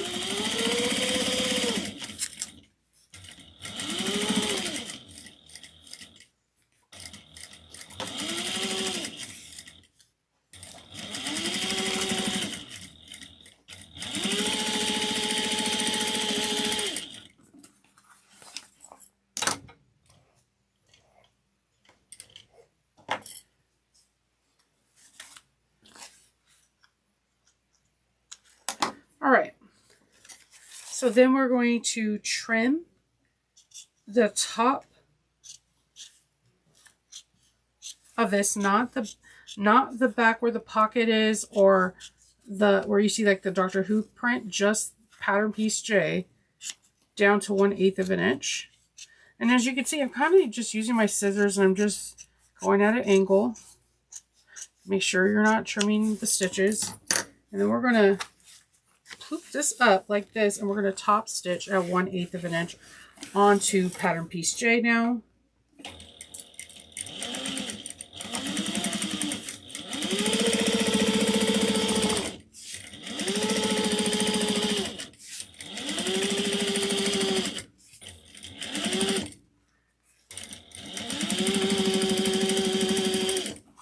All right.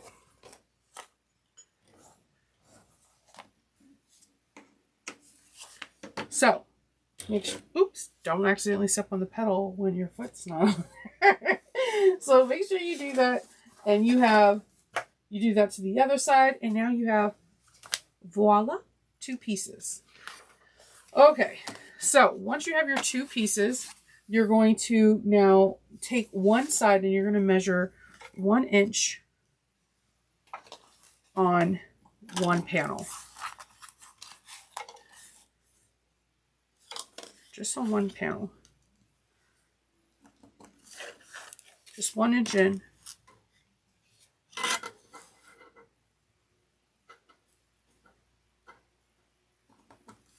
All right. And then we're going to clip this. What I like to do is I definitely like to clip to make sure that these panels are even, Steven on. Get these rogue threads. I'm notorious for them.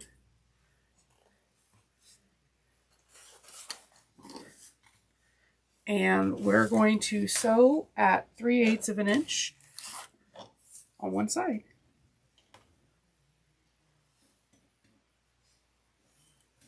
Let me get this. So I somehow unthreaded my needle.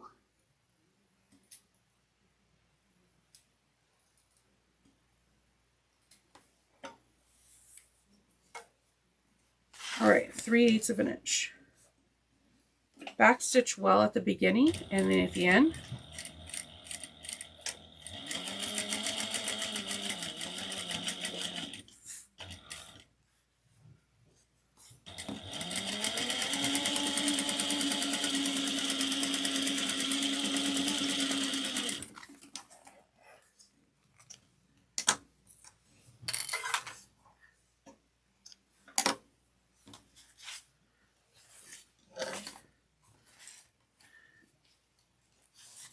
Three-eighths of an inch.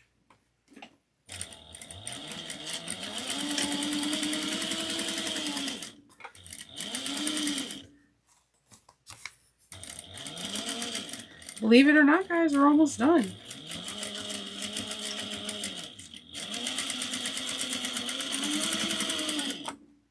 All right. And then you get to see how this beauty comes together.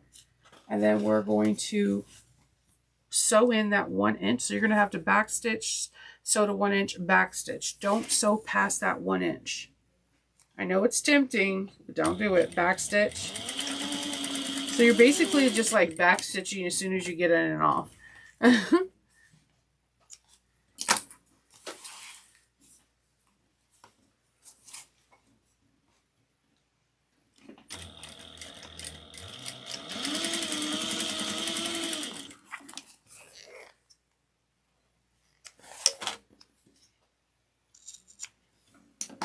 Okay. You need to look, see how everything's lined. You want to make sure it's all lined up nicely. Woo, looks good. All right. So from here, you want to make sure that you need to measure 1 inch down and trace it out. Now, here's a little trick I'm going to give you. Okay. You heard it from your friend Nova. You're going to I like to do this 1 inch marking like before during prep. This is a reason why I tell people to please, please, please read your patterns before you start work. You start doing your prep before you cut things out, because things like this can save you headache, time, space, and like frustration. So on pattern piece J, what you need to do is on page 43, you're going to see, oh, on 183, you need to measure out 1 inch. I'm going to help you out. Measure 1 inch. Get your marking pen. Cool. In the center, measure 1 inch. Put your marking pin. Cool. Measure 1 inch down here. Cool. Then take your pattern piece from that 1 inch. Now you could draw your lines. And it will help you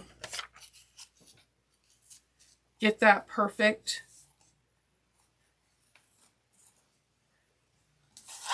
shape, so that way you're not having to worry about any shape. And you could do that on the other side as well, so that you're not trying to be like, how can I do this shape? Measure 1 inch with the shape.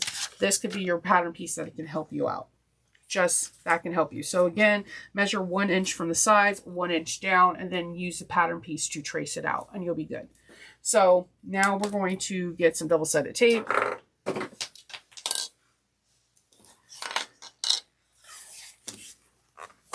And I'm going to trim down this side, not where that 1 inch mark is. Where that 1 inch mark, you're going to leave that be. But everything below the 1 inch mark, you're going to trim down to 1/8 of an inch. Okay.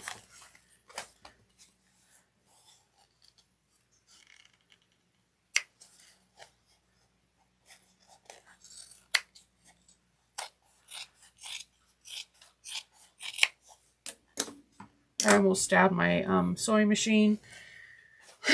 So we're going to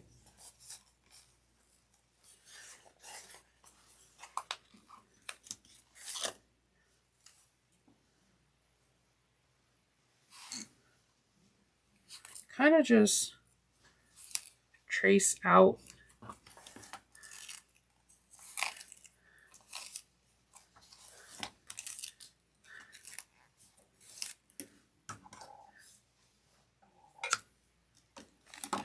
and then I'm just going to put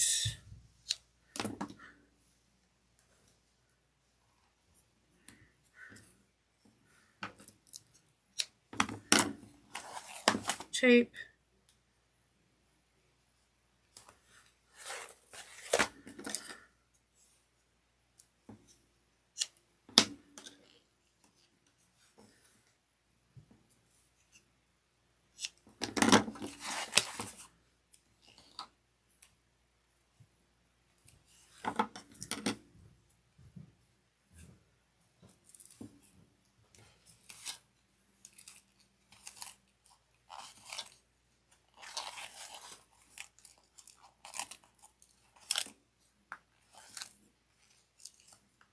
All right. So what we did in the beginning, remember how we cut the mountains and peaks? You're going to need to cut that again. And we're going to then sew up the box corners. So those little snips that are no more than 1/4 of an inch deep.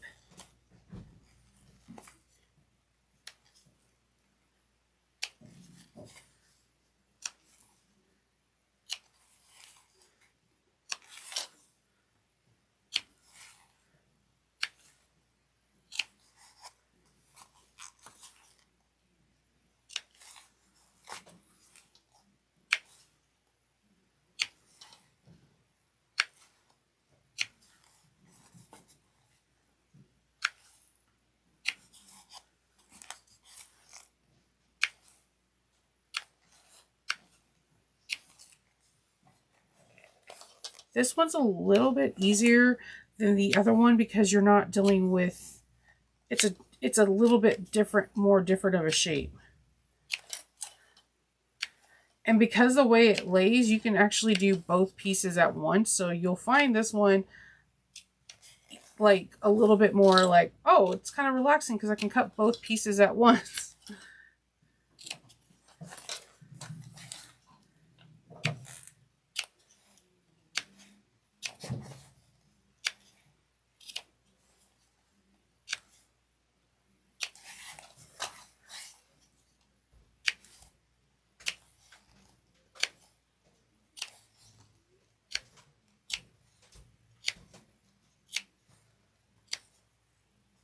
All right.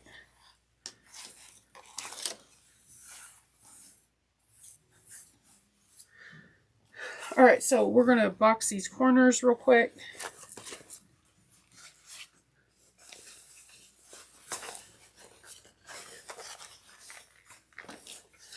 We're going to sew them at 3/8 of an inch.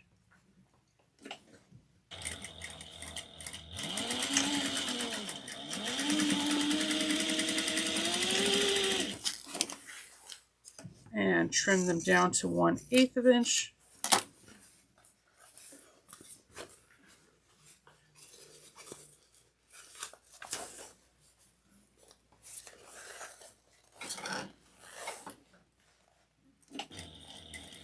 Make sure you back stitch at the beginning and the end.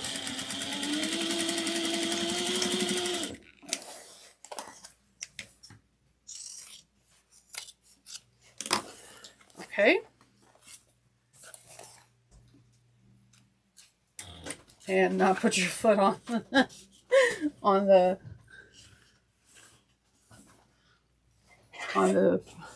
pedal will be good. Then you're going to take this, your pocket that you just did, and you're going to kind of, it doesn't matter what side it goes in because they both have magnets and there's no zipper on the main, there's just pockets, so you're good. You're going to kind of feed this through and make sure everything kind of lines up.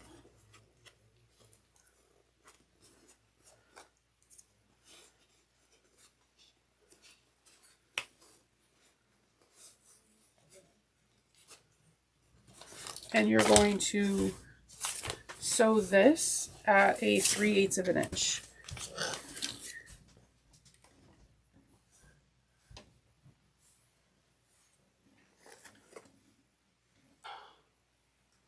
Okay, we're going to sew this down at a 3/8 of an inch. Just making sure everything is nice and flat.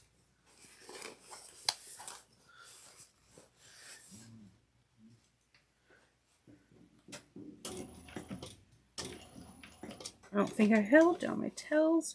Hold on, there we go.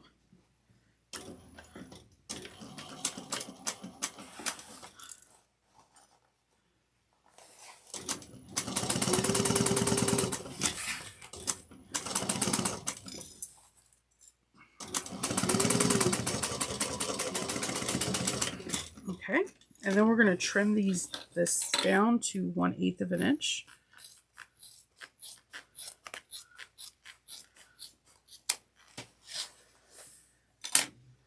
And this is inside now. It is super cool. Like, it is the coolest thing, and then you can have it. So now we're going to kind of fold these down, but you want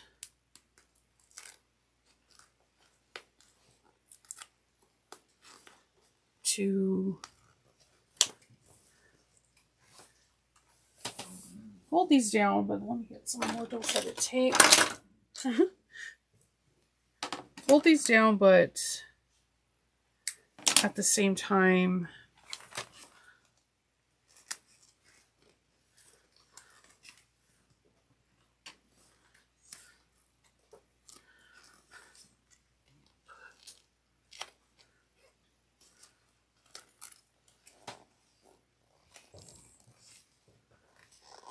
make sure you go to the line.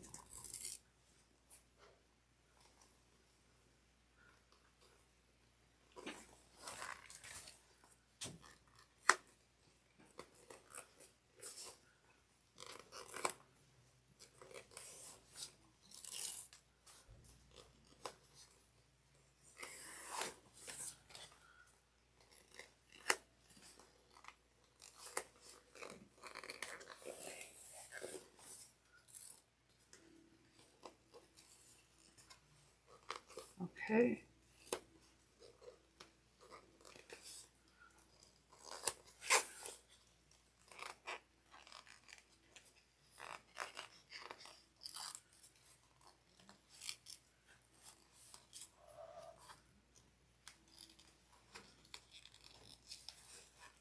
And just make sure you're really following the line, because the mountains and the peaks are really imperative to make sure that this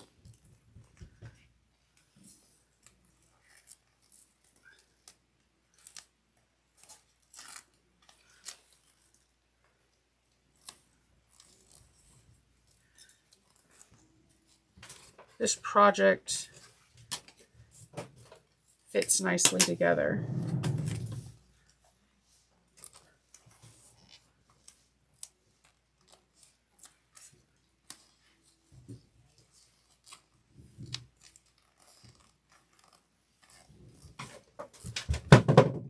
And that's my dog and his bone. I'm sorry.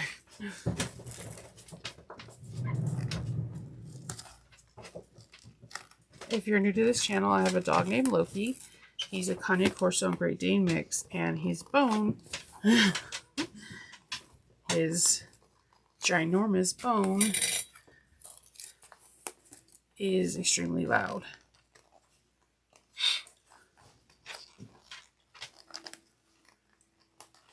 So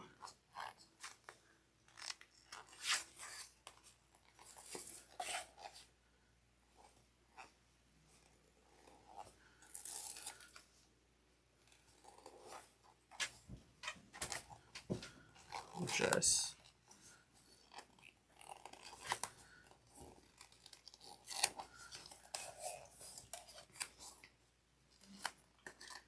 okay. This part takes a little time, a little bit of finessing, but it It's all worth it in the end. And then I'm just going to take a seam roller real quick before and just kind of do a nice little press so it looks smooth.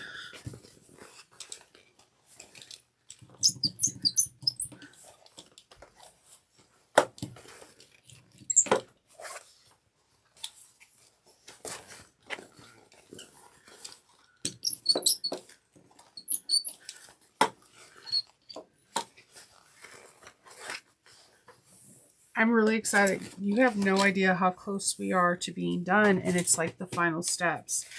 All right. All right. So we're going to put some double-sided tape. I'm not mistaken. Hold on. Yeah, we're going to put some double-sided tape around here, this perimeter, and then we're going to fit this bag into the exterior, and then we're going to stitch it up to make it one. And like I told you, this is not a scary drop-in because look how wide this is and how flexible. This is not a stiff bag. You're not gonna, you're gonna be like, this is it? Huh? What?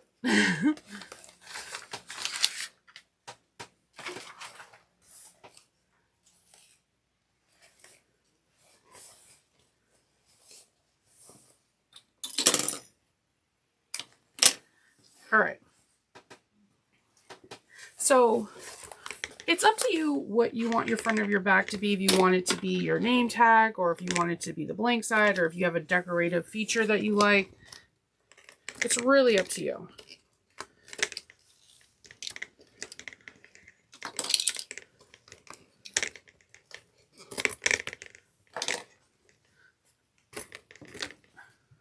I like this side, so I'm going to have the zipper go to this side. And then just have it, you know, dryly fit. If everything feels like it's fitting the same way, then this is when you start kind of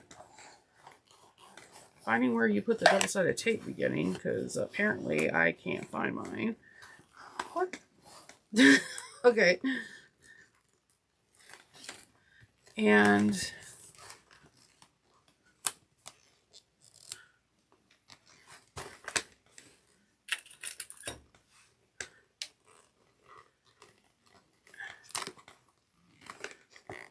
start putting these two together.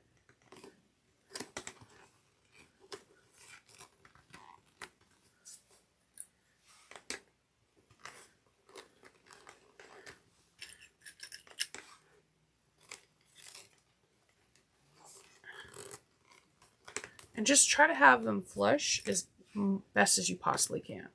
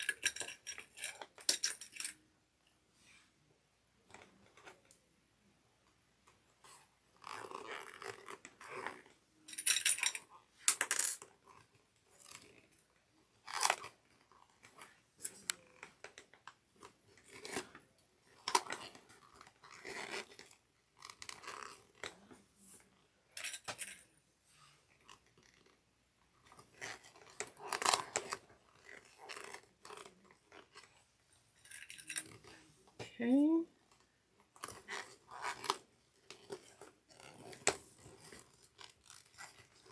I like how everything's just fitting really nicely. Just follow the seam allowance throughout the pattern and everything will work out.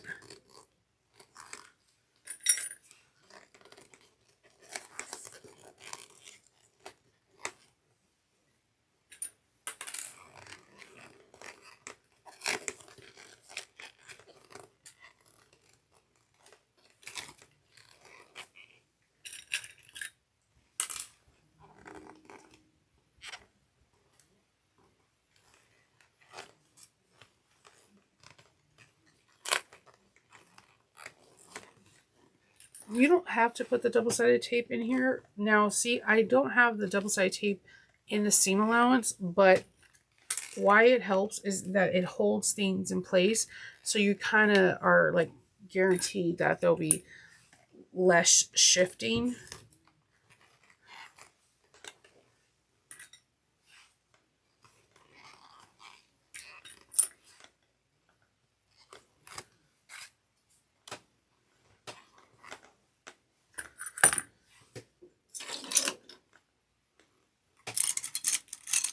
All right. There's always a possibility that anything that can help, you know, because, you know, top stitching is like, you know, a lot of people are nervous about it, and it's understandable. It's like the thing that we see first in the bags. All right. So first thing we need to do is make sure we have enough bobbin, because if we don't, then it's all for naught, and we definitely do.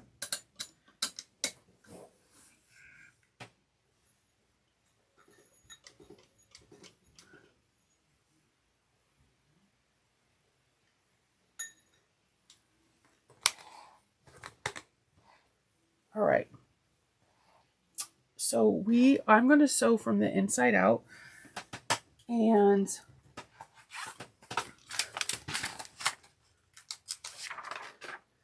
we are going to have long tails,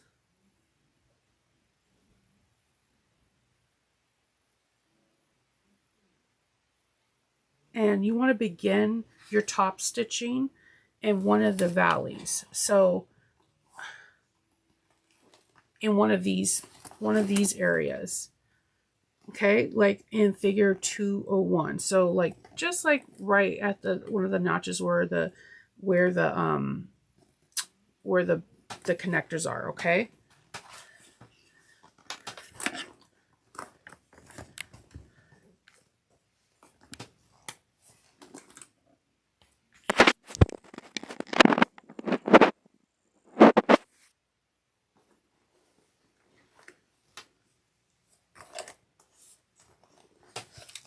And we're going to top stitch at 1/8 of an inch.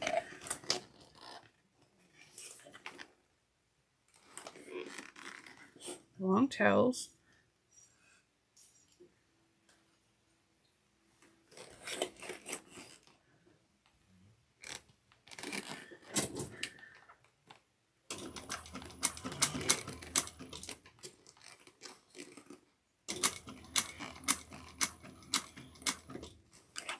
And just smush your bag, get it out of the way. It's going to be fine.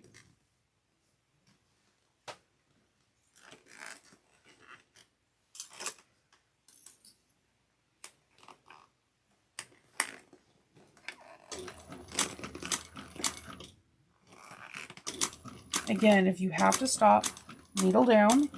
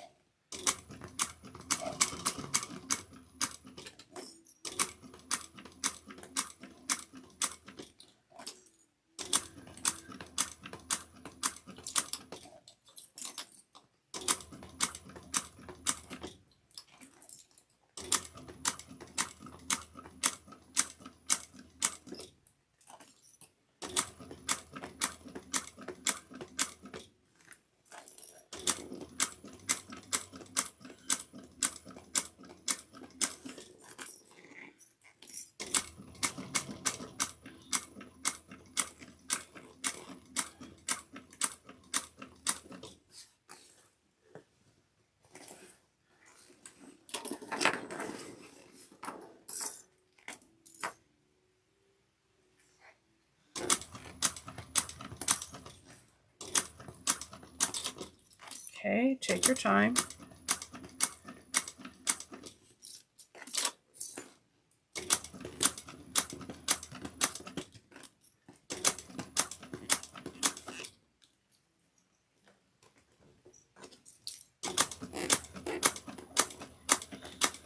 I like this bag because like you can really experiment with some color blocking.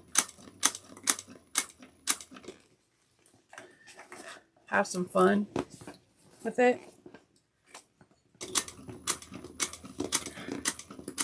And so many of the testers had so many interesting different color variations of the bag.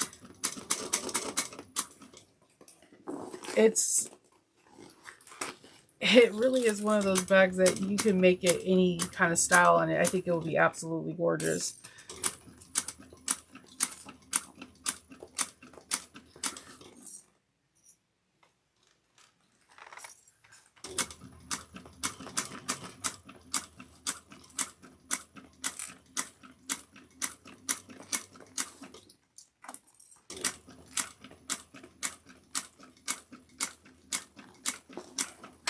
We're almost done.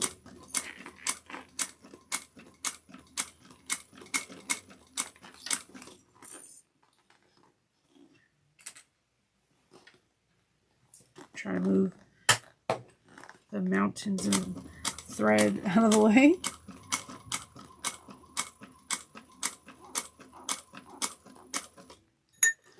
All right.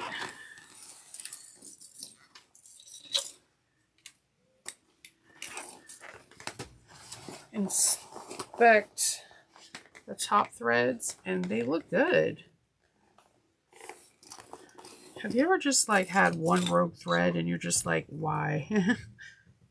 I have many. So from here, we're going to pull our threads from the outside of the valley.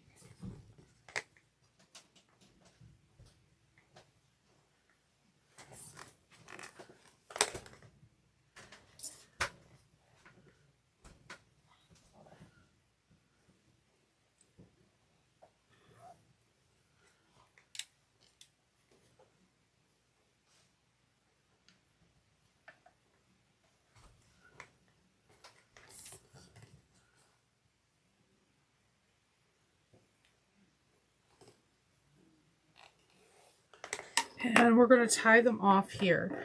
The reason why is going to be seen in just a moment. It's because this center part is going to be tucked away, so you won't be able to see the threads. So I'm just tying them off.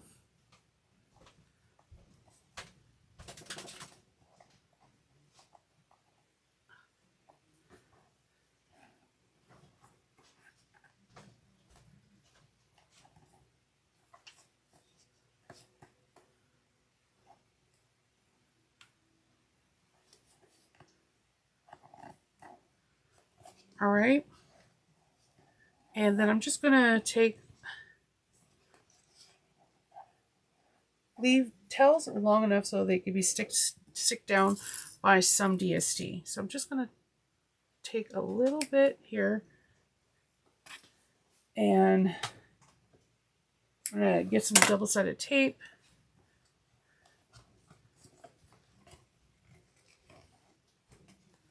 And I'm just going to kind of twist it real quick.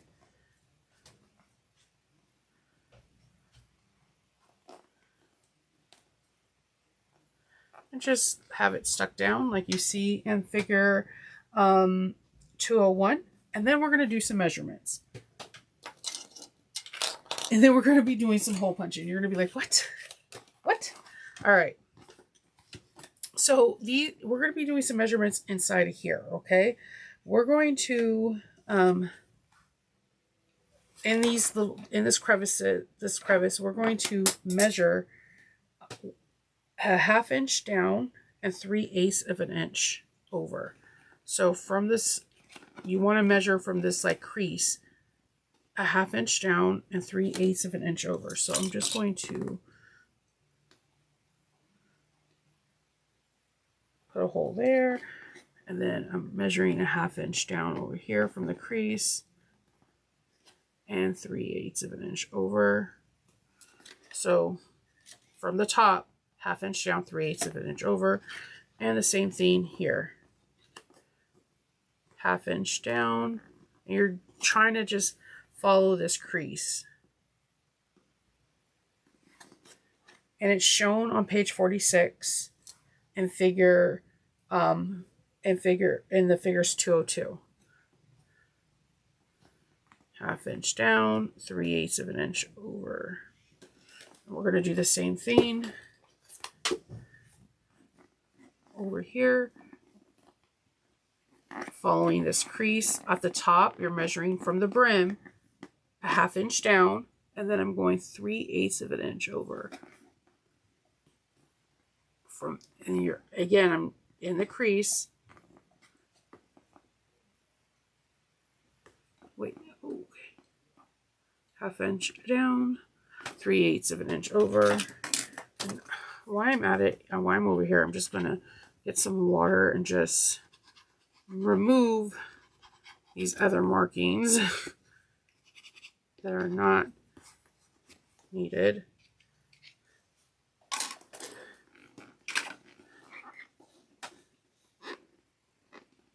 Half inch down, 3/8 of an inch over. Yeah, I have to do these little mantras in my head like that over and over again, or your girl will be like, what? 3/8 inch in? All right, so I know this part's going to be scary, and I'm sorry. Okay. We're going to need to punch some holes.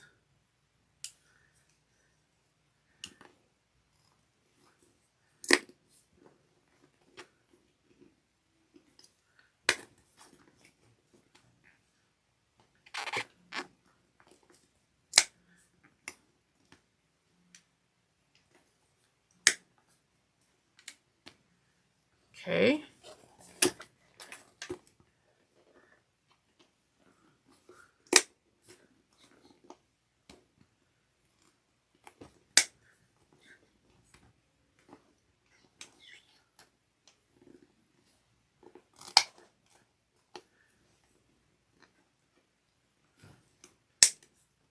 Make sure you get all the layers, or you'll be frustrated. Ask me how I know.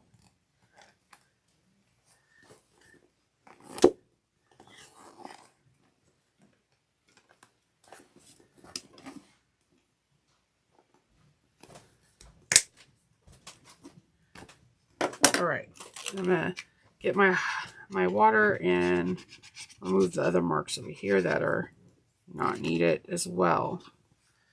All right.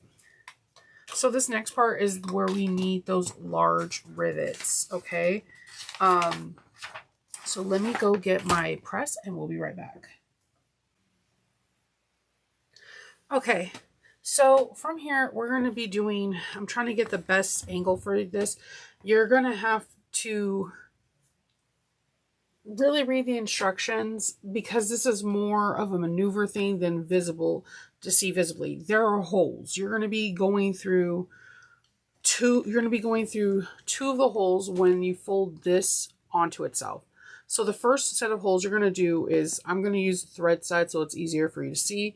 You're going to fold it onto itself. So you should have 2 holes like this. And then you're going to grab another hole from the pocket like that, like so. So when you fold it over, you're going to have a nice fold like this. Let me see if I can move this without moving the camera. So let me do it again. From here, you're going to fold in. You can see because we kind of made that dart, it automatically wants to fold in on itself. So fold in, and then you're going to want to grab one of these holes. So with one large rivet, you're going to want to thread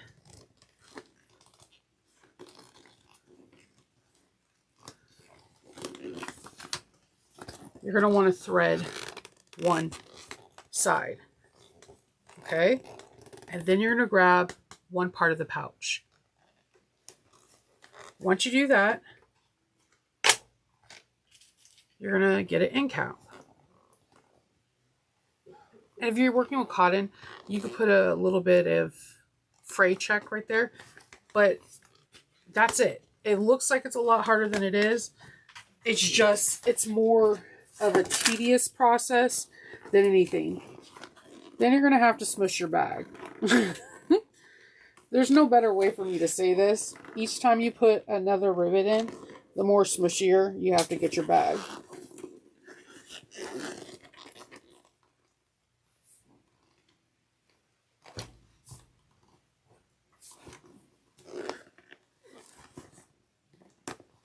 Okay.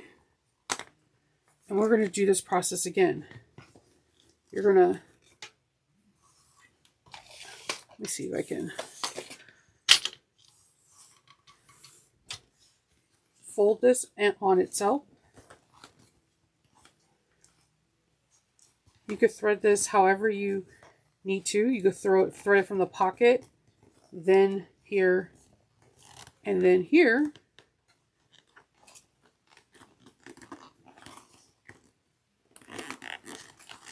However you see fit. And your rivet size is going to depend on your materials. It's easy to be like, hey, what's your rivet size? But if your vinyl is thinner or thicker than mine, it may not fit.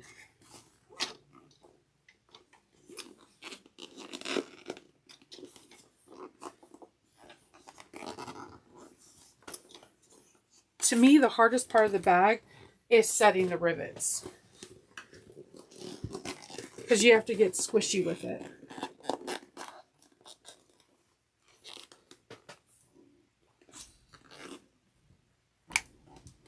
Two little pushes.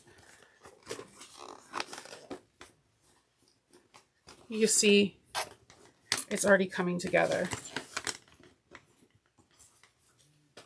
We're going to do it again. And you can see, no matter how, just as long as these two folds come together as one,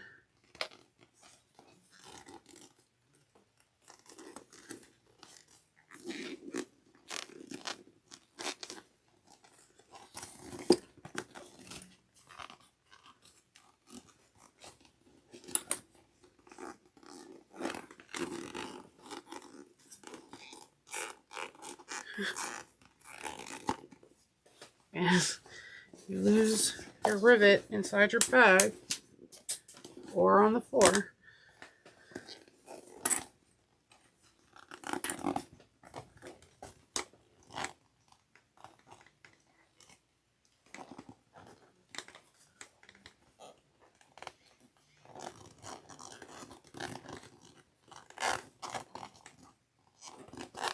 And then grab part of the pouch, the hole that's in the pouch.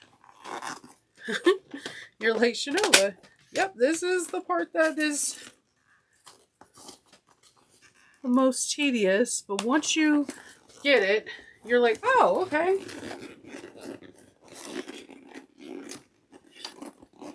And it's worth it.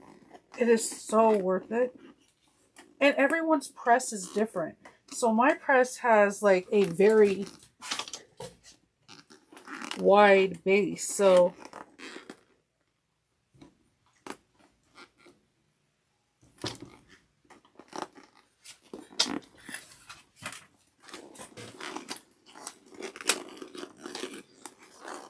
if your press is skinnier or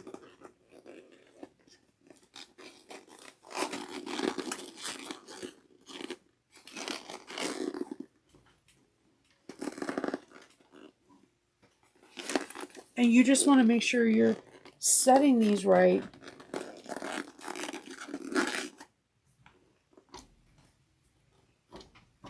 Because there are larger posts. All right. Last but not least.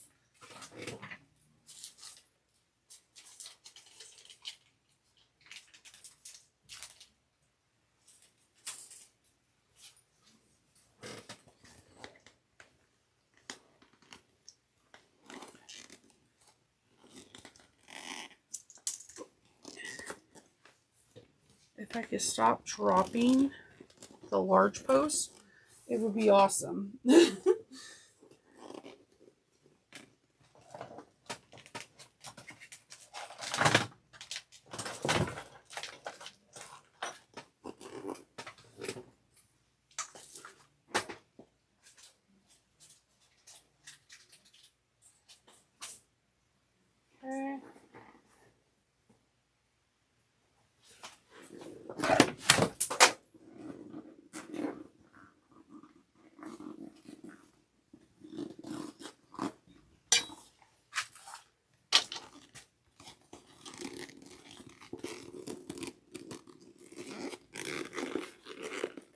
And get this end cap on here. Okay, let's get this last one on the press. And then we'll give it a good shake so that way it can settle into its shape.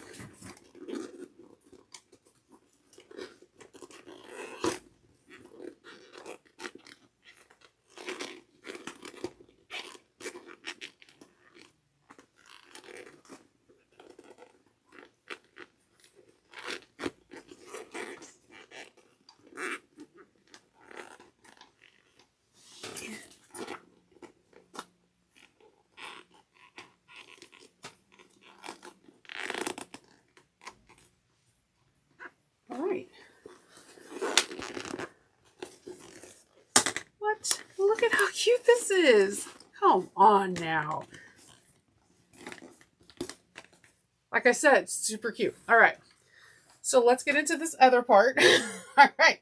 Now that you got some work on out, you're about to enjoy the fruits of your labor real quick.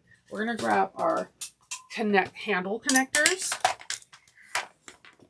And we're about to put these handles on, which come together super cute. Okay. Marking pen. Okay, like a silver marking pen. All right. There's going to be two measurements.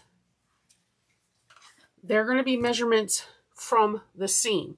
So one from one side of the seam and one from the other side of the seam. This is your seam. All right. So the first measurement is 4/8 of an inch, 4 1/8 of an inch away from the front seam, and a 1/2 inch down and 1/2 of an inch down. So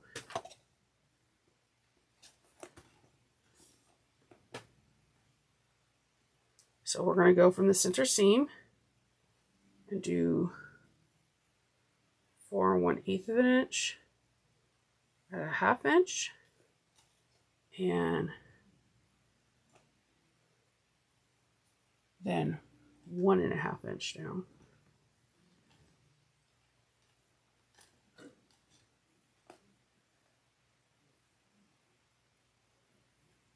All right.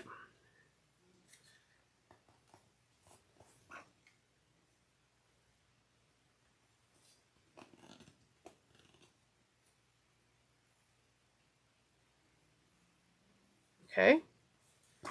There's that. And then on the other shorter panel, you're going to have 1 inch.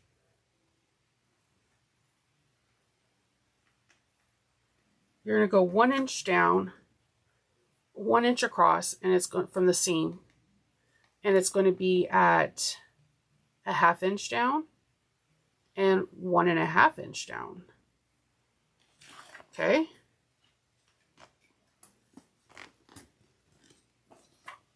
So you have 4 markings. We're going to do the same markings on the other side. So on the shorter panel, it's 1 inch across, 1 inch coming in from the seam. And you're going to do a mark at a 1/2 inch down, and then another mark at 1 1/2 inch mark. And then from this side, for the larger panel, you're going to measure 4 1/8 of an inch from the seam. And you're going to make a mark at a 1/2 inch and then at 1 1/2. Okay. And if you want to, just go, measure twice to make sure everything is all aligned. There's no harm in that.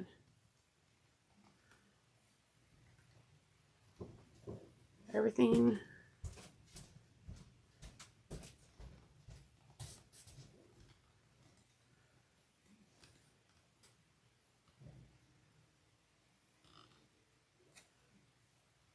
Everything looks really good. Now we're going to punch the holes.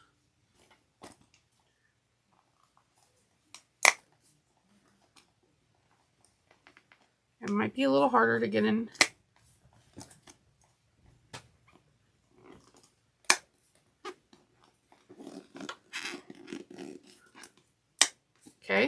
So just, it's, when you do this, remember, shorter panel, 1 inch, 1 inch from the seam, larger panels, 4 1/8 inch from the seam.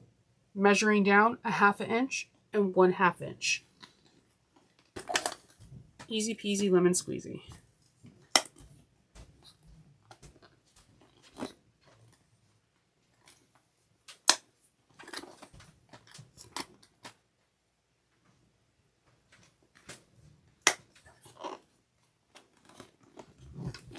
And last hole.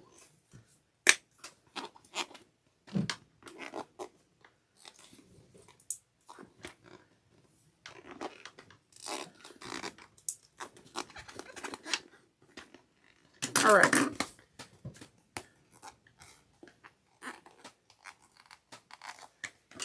So we're going to now put these in. I'm going to grab some rivets. I'm going to get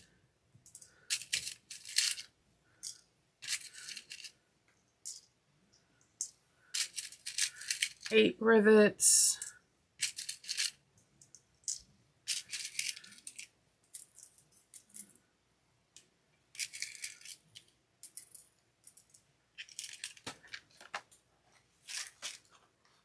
Okay.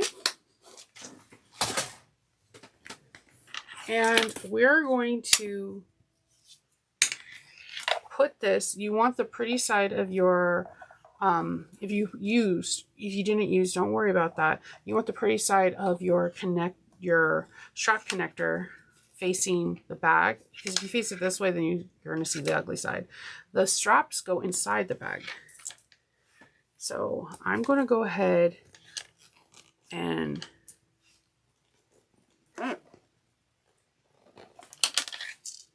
just place the rivets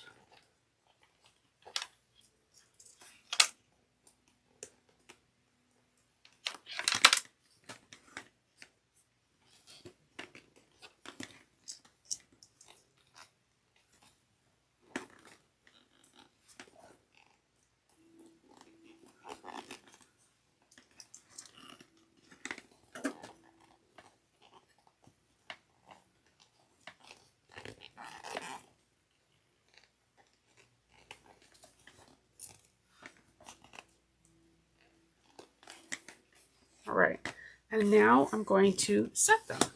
The handle's not crooked. It looks super nice. So I can set them. And this is going to be easier to set because it's in the bag and it's not in an awkward location, and the bag is wide.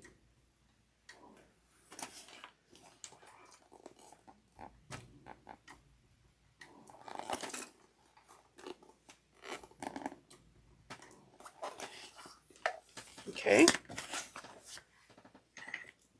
I really like this bag. Again, I'm making sure that the pretty side of the strap connectors, the strap ends are shown. We're going to set these rivets.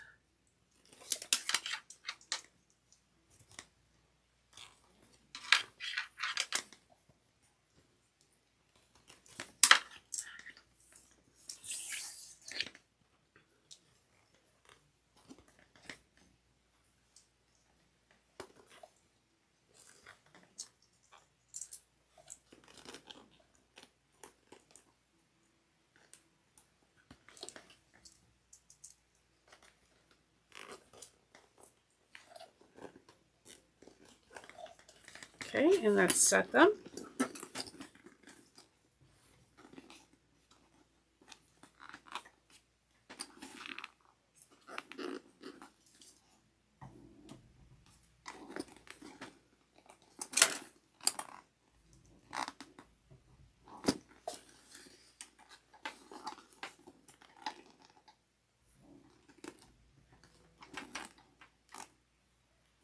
All right. And I'm going to put this aside for right now. And we're going to finish up putting the finishing touches on this bag. We're going to put our zipper on.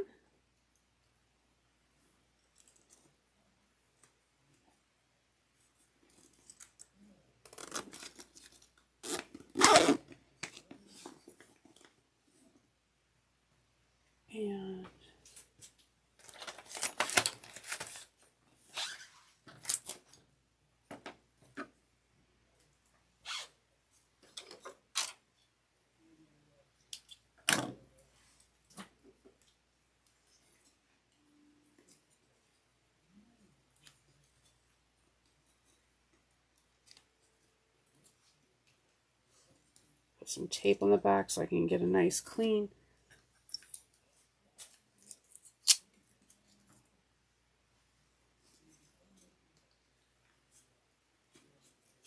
And you put a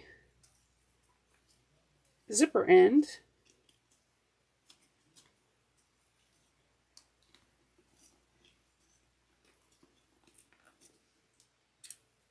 on the back.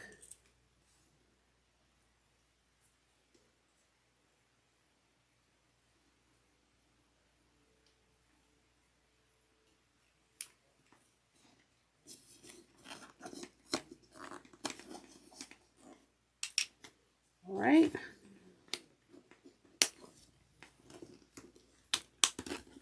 This bag is adorable. All right, so you are finished. You finished the bag, and I think it is adorable. It is a nice size bag. You have your back feet. When you open it up, you have not one, but 2 compartments that you can put your sunglasses, your perfume, lotions, whatever you want in here. You have 2 nice slip pockets. You have a nice center zipper pocket, and I love the fact that you can showcase some really beautiful zippers and zipper pulls and fabrics. This bag is so adorable. And you have a crossbody. So this bag just keeps on giving. So I hope you enjoyed this tutorial, and I hope that you learned a lot. I know I did. I always love Oro Rosa's patterns because I feel like I continuously always learn. This shape is so unique.